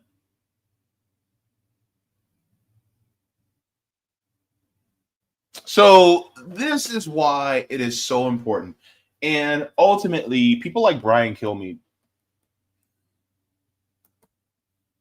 he showed his class. By class, I mean economic class, and how he's willing to step on and over people who are in a lower economic class than him, even if it means them being killed.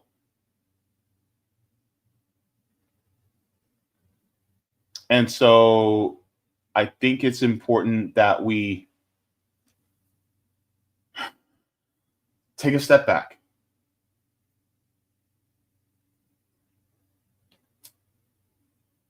and really value life.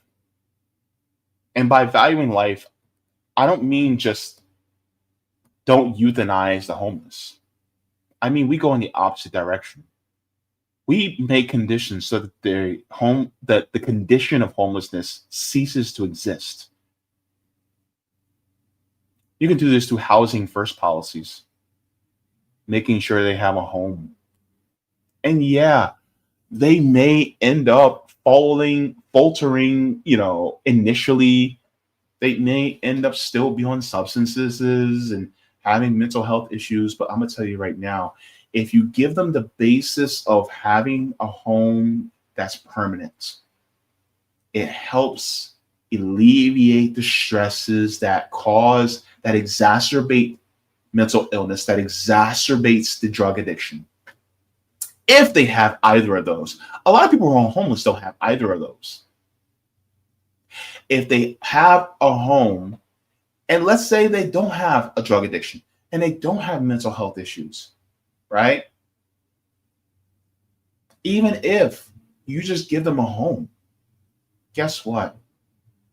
That disease of despair that affects any human being, that goes away because you know that you'll never be homeless. And people go, well, they won't have an incentive to work. They do have an incentive to work.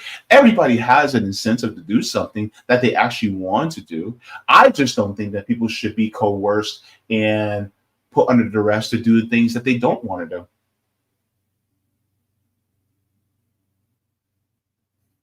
And absolutely, J Star is right. Humanity needs love. And love is not just an emotion. Love is also a verb, an action word, meaning you have to act and show love through your actions, through the material conditions that you give to people. You cannot be a revolutionary without love. You cannot be a revolutionary without love. And that love has to extend not just to the people who look like you, who have your same orientation, or the people who have the same mental acuity or condition or ability, disability. It has to go across the board to people who may be different from you with characteristics that don't harm us. That love has to extend out. That's what it's about. But we have a system that is ruled by people who are loveless, or their love is diverted to only getting their material needs met and screw everybody else. And a system like that cannot continue, because it will end us all.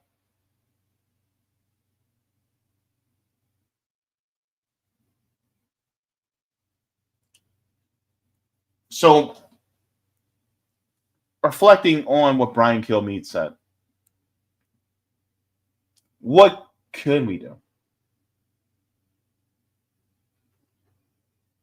What do we talk about doing here on RBN all the time? We talk about doing what? Mutual aid, right? Did you know Savvy Sabs had a mutual aid workshop? Was it yesterday or the week before? She had a mutual aid workshop. Yeah. But she does one once a month on a Saturday through Zoom for free, and does a mutual aid workshop.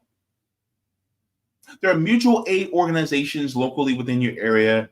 You can search them out and then find them, join them, and then try to do whatever good you can for your community while teaching people about what really is going on in the world and how we can build it up together. That's how you do it. Building dual power. Instead of calling for the euthanasia of homeless people, why don't we call for giving more life to our unhoused neighbors? Giving more life to the people around us. If violence begets violence, then love and care begets love and care. Be a catalyst for that. You don't have to be mushy about it. You don't have to be. But just know that pushing for a more equal, equitable, and just and egalitarian world will influence other people to do the same. And that's how we change this system from the ground up. I want you to look at people like Brian Kilmeade as an example of who not to be. Go into the opposite direction. Push for life-saving and life-sustaining policies and act those life-sustaining policies within your friend groups, within your comrades. Join a mutual aid organization. Or if you don't know of any, or if you can't find any, create one. Read the theory and apply the theory that you read in order to be able to help your neighbors. Because we save us. And by saving us, you'll save the world. Even if we have to do it one person at a time.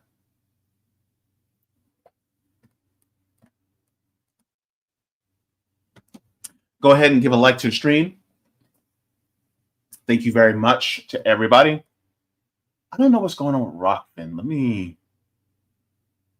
Is Rockfin working now?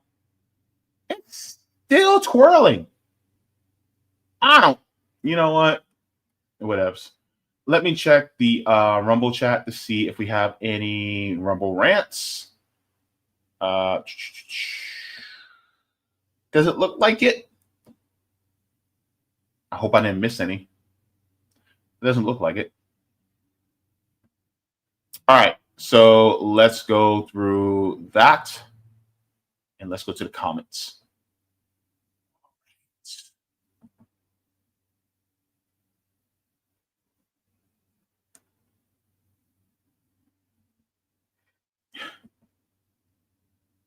Okay.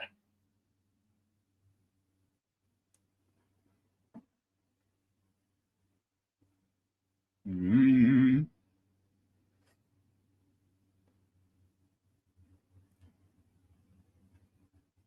see. Amy says Fox loves to weaponize identity while simultaneously disdaining its actual value. Libs also weaponize it, of course, with different buzzwords. That's true. Both the Democrat and Republican parties both use identity. Katie Lewis, good to see you. Everybody give Katie a shout in the chat. It says, just like with sexual assault and the R word, American culture has this expectation that victims of homelessness, capitalism, have to be perfect citizens in order to deserve dignity and their plight taken seriously. Oh, you hit on the nail on the head. Thank you so very much. There is no such thing as a perfect victim. No such thing. We are all flawed, meaning that we are all imperfect victims. It's just true. We all have things that we've done wrong. But does that mean that we're deserving of homelessness, hunger, thirst, terrible environment, lack of education, and death? No. Because there's not one person in this world that's perfect. So therefore, we all deserve it. We all deserve to have our material needs met. And this also helps us to be able to realize the better parts of ourselves. Okay.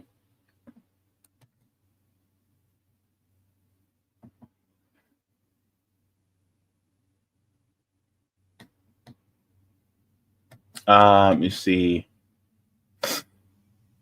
Sean Miller says, F Goodwill, garbage company. Yeah. They can be, definitely. Alessandro says, the elites don't want only to control you. They just don't want to own you. They don't just want to own you. They don't only want you to be miserable and in misery. They want you to constantly humiliate yourself in front of them. Yeah. Definitely.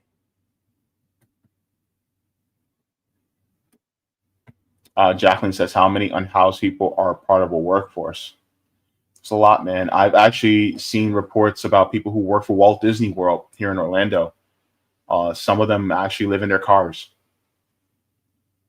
The happiest place on earth.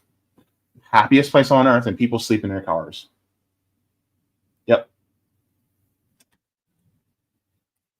Alessandro says, whoever made fake job requests must have a personal space in hell. Yeah, a lot of these employers, they'll do what's called quiet hiring, basically meaning that they'll put out job requests, but they won't fulfill them because they already have the skeleton crew and the job's already being done by the skeleton crew, but they have to put a job posting up so that the government sees that they're, have people applying for jobs and they have openings so that the government won't think that, oh, well, we're just not hiring because, we don't want to.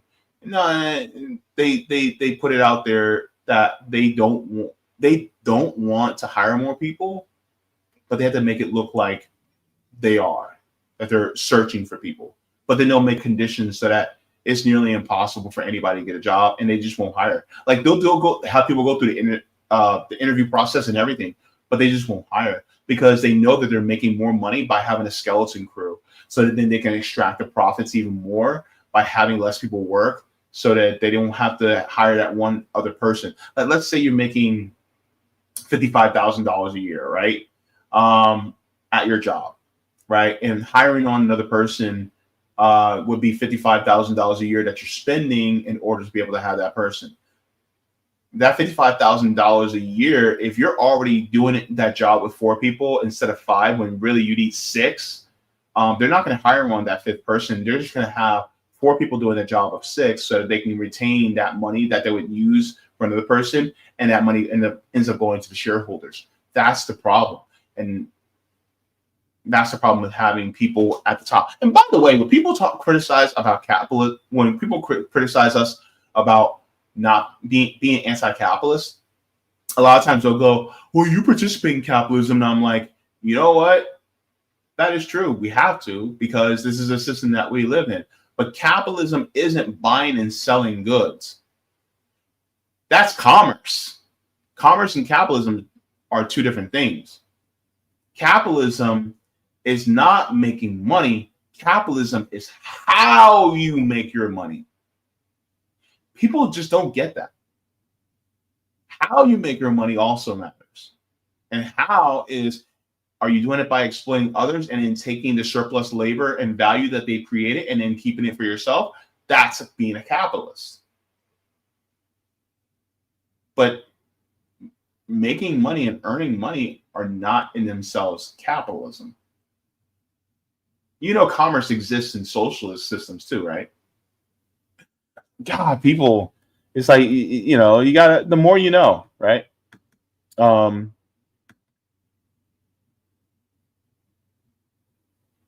Dorothy says, is following the Zion Aussies playbook We are infiltrated by you know who. Yeah.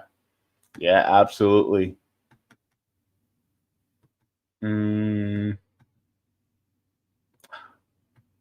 Amanda says, yeah, they're all worshiping the Antichrist, Benjamin Yahoo, first runner-up, Donald Trump. Oh, my goodness. Benjamin Yahoo! Jacqueline says, aha, but Jaybe, flowers that bloom might have their own opinions and might not be afraid to voice those opinions, and we can't have that now, can we? Jacqueline gets it. Breakup Google says Christians claim a lot and live up to little of it. That's because some of them don't read the Bible and they accept what other people tell them what the Bible actually says. Hey, Vicky I always look forward to seeing y'all too. Let me see. And yes, Kat says homelessness is a policy choice. Absolutely. It is definitely a policy choice. Wait, did I just miss? Uh-oh. Okay. Good to see it in the chat, Jade Star. All right. And Chima, good to see you. Says one problem is that many Americans do not like to admit that they are struggling. They rather act like they're better than the person next to them. Bingo! And I talked about this last week, y'all. It is okay to let people know that you are struggling because most of us are. And it's up to us to make that known so that, number one, we don't feel alone. Number two, we realize that everybody else around us, and if most of the country is struggling, that means it's not a personal failing. That means it's a systemic feature, meaning that we have to change the system. So it's not your fault that you're homeless. It's not your fault that you're broke. It's not. People will go, well, it's my fault that I spent that money. No, it's not. Especially if all you spent money on was necessities like groceries, utilities, rent, stuff like that. And if you got yourself a couple of extra stuff, in regards to, like food or a couple of extra things in regards to, household goods. In retrospect, it's not your fault. You know what I mean? You did not avocado toast your way into homelessness. That's not a personal failing. It's a systemic failing. It's not really a failure. It's a feature of the system. And so, yes, let people know. I'll tell you right now, I am struggling. Me, Jaybe, yes. James Huntler, yes, I am struggling. I am. Like, how much money I got in my account right now? I think I got maybe like $15 in my checking account right now.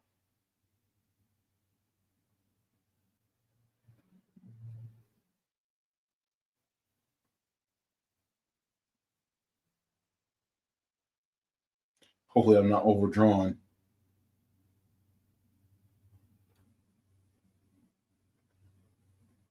Yeah. Thank God some of the crowdfunding money came through, but outside of that, that's it. And that's going to go towards groceries. And then on top of that, I got a medical bill to pay. And it's only tomorrow's about to be the 15th. We're only halfway through the month. Don't really have much else left. So, yeah, man, be honest. It's okay. Let people know you're struggling if you are. It's the system. It's not you, baby. There's no need to be ashamed. let's say somebody beat you up, right?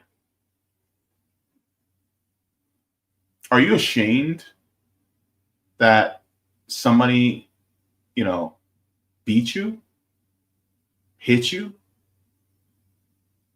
Are you ashamed? Why? Especially if you didn't do anything to that person, why would you be ashamed? They did it to you. You didn't do it to them. Especially if you didn't cause what happened. Why would you be ashamed? Therefore, what did you do to this system in order for it to make you hungry, make you thirsty, make you unhoused? You didn't get the education that you should have gotten. Your environment is crap. What did you do in order to make that happen? You didn't. It was designed that way. Therefore, why are you ashamed? Because the system victimized you. Take that shame and throw it away. Don't allow it to happen. Don't allow it to take place in your heart. All right?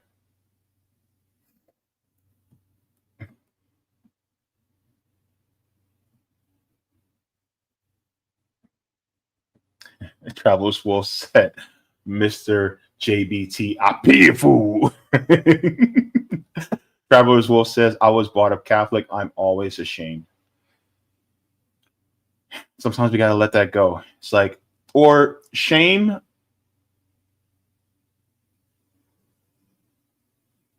Shame should be a means to change what behaviors that we have that are negative, that affect others. Use that shame as a tool to change, to improve yourself. But the system is designed to keep us in this position. It's not something that we've done. So therefore, having shame, being ashamed of being broke, poor, living paycheck to paycheck. No, you didn't do it to yourself. As much as some of these people would like to make you think that you did it to yourself, no, you didn't. You cannot feel that way when you literally live in a system where you have people who have more money than they can spend in 50 lifetimes. You do not need to feel shame. If anything, the people who should feel shame are the people who have more money than they can spend in 50 lifetimes.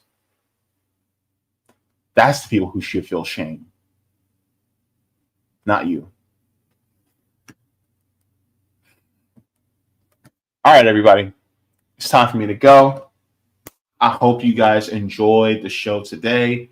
It was a very good one. I got the frustration out. So thank you so very much. On my channel on Tuesday, let me make sure that I'm getting messages. No. Okay. So I should be having on Jordan Sheridan from Status Quo on my channel on Tuesday. So that's going to be a great conversation. We're going to talk about censorship as well as the environment and talk about that. So it's going to be a good show to have him on to join me for. And then the Savvy and Jaybe show on Thursday. Nick is live tomorrow evening, so be sure to tune into that. Hopefully, Rome will be, if Rome's not back on later this evening, you'll see him sometime during the week. And please make sure to donate to the library as well. That should help him out to be able to help finish. He's gotten a lot done so far, so we're very proud of that. And yeah. Oh, wait. Next week is also Solidarity Hub. So I'll be helping out doing mutual aid next Sunday. So you guys won't see me next Sunday for the Solidarity Hub. I'll try to take a little bit of video. I don't take a lot of video or pictures because I don't want the people who are there to feel like they're being exploited. I'm there to help the community. And plus, it's not my organization. I'm just volunteering. And so the content, really belongs to them to show and encourage people to do, what they're doing.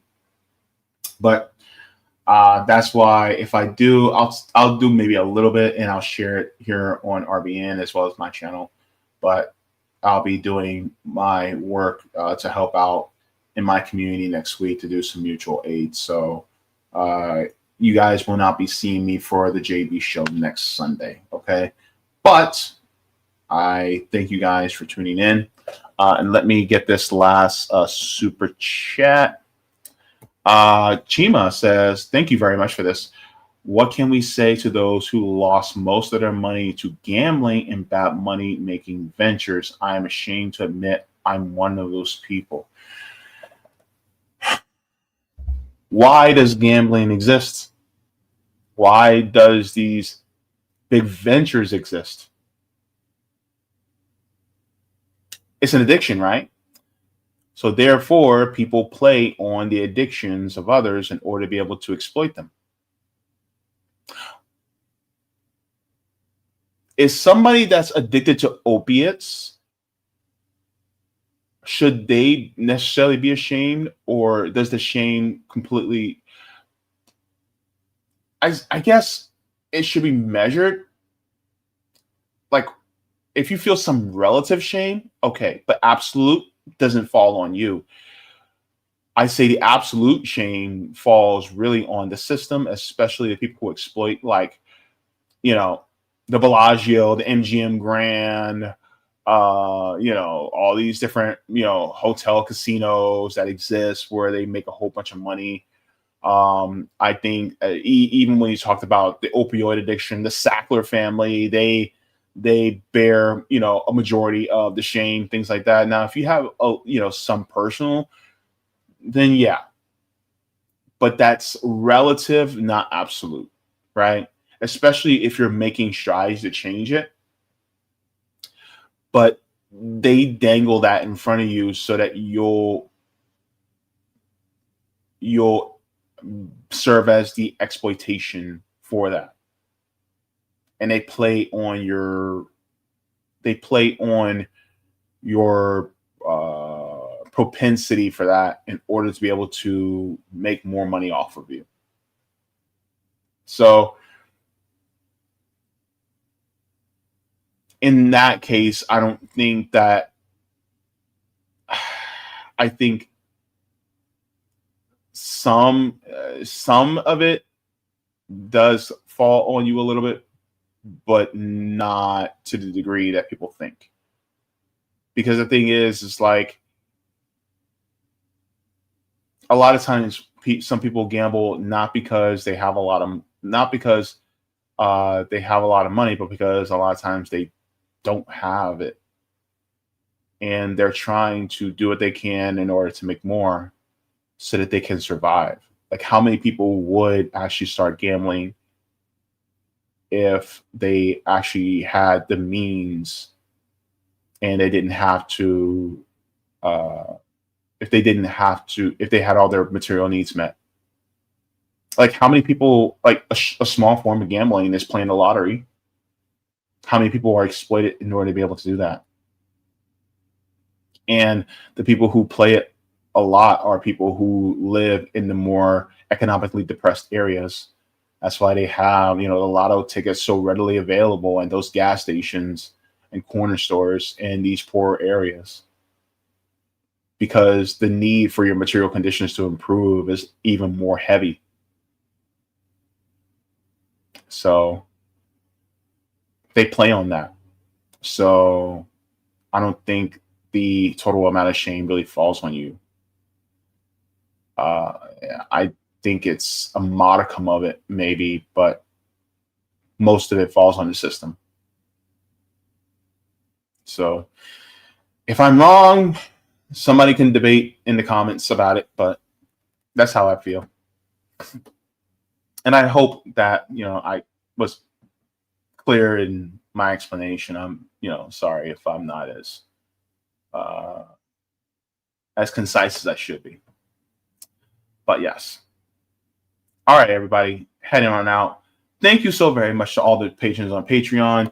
You guys are real ones. And for that, I just want to thank you.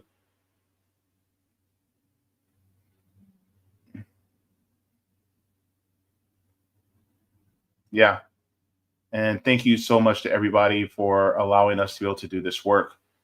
You guys are amazing. And look, please make sure to take care of yourself as well as the community. You guys allow us to do that through becoming patrons on Patreon. If you guys have not, you guys can become patrons on Patreon. It's actually linked down in the description below. And I just want to say thank you guys very much. Water your plants, water yourselves, leave the world better than you found it. Do all the things if you got them. And yeah, forehead kisses. I'll see you guys in the next one. Please take care and have a wonderful day.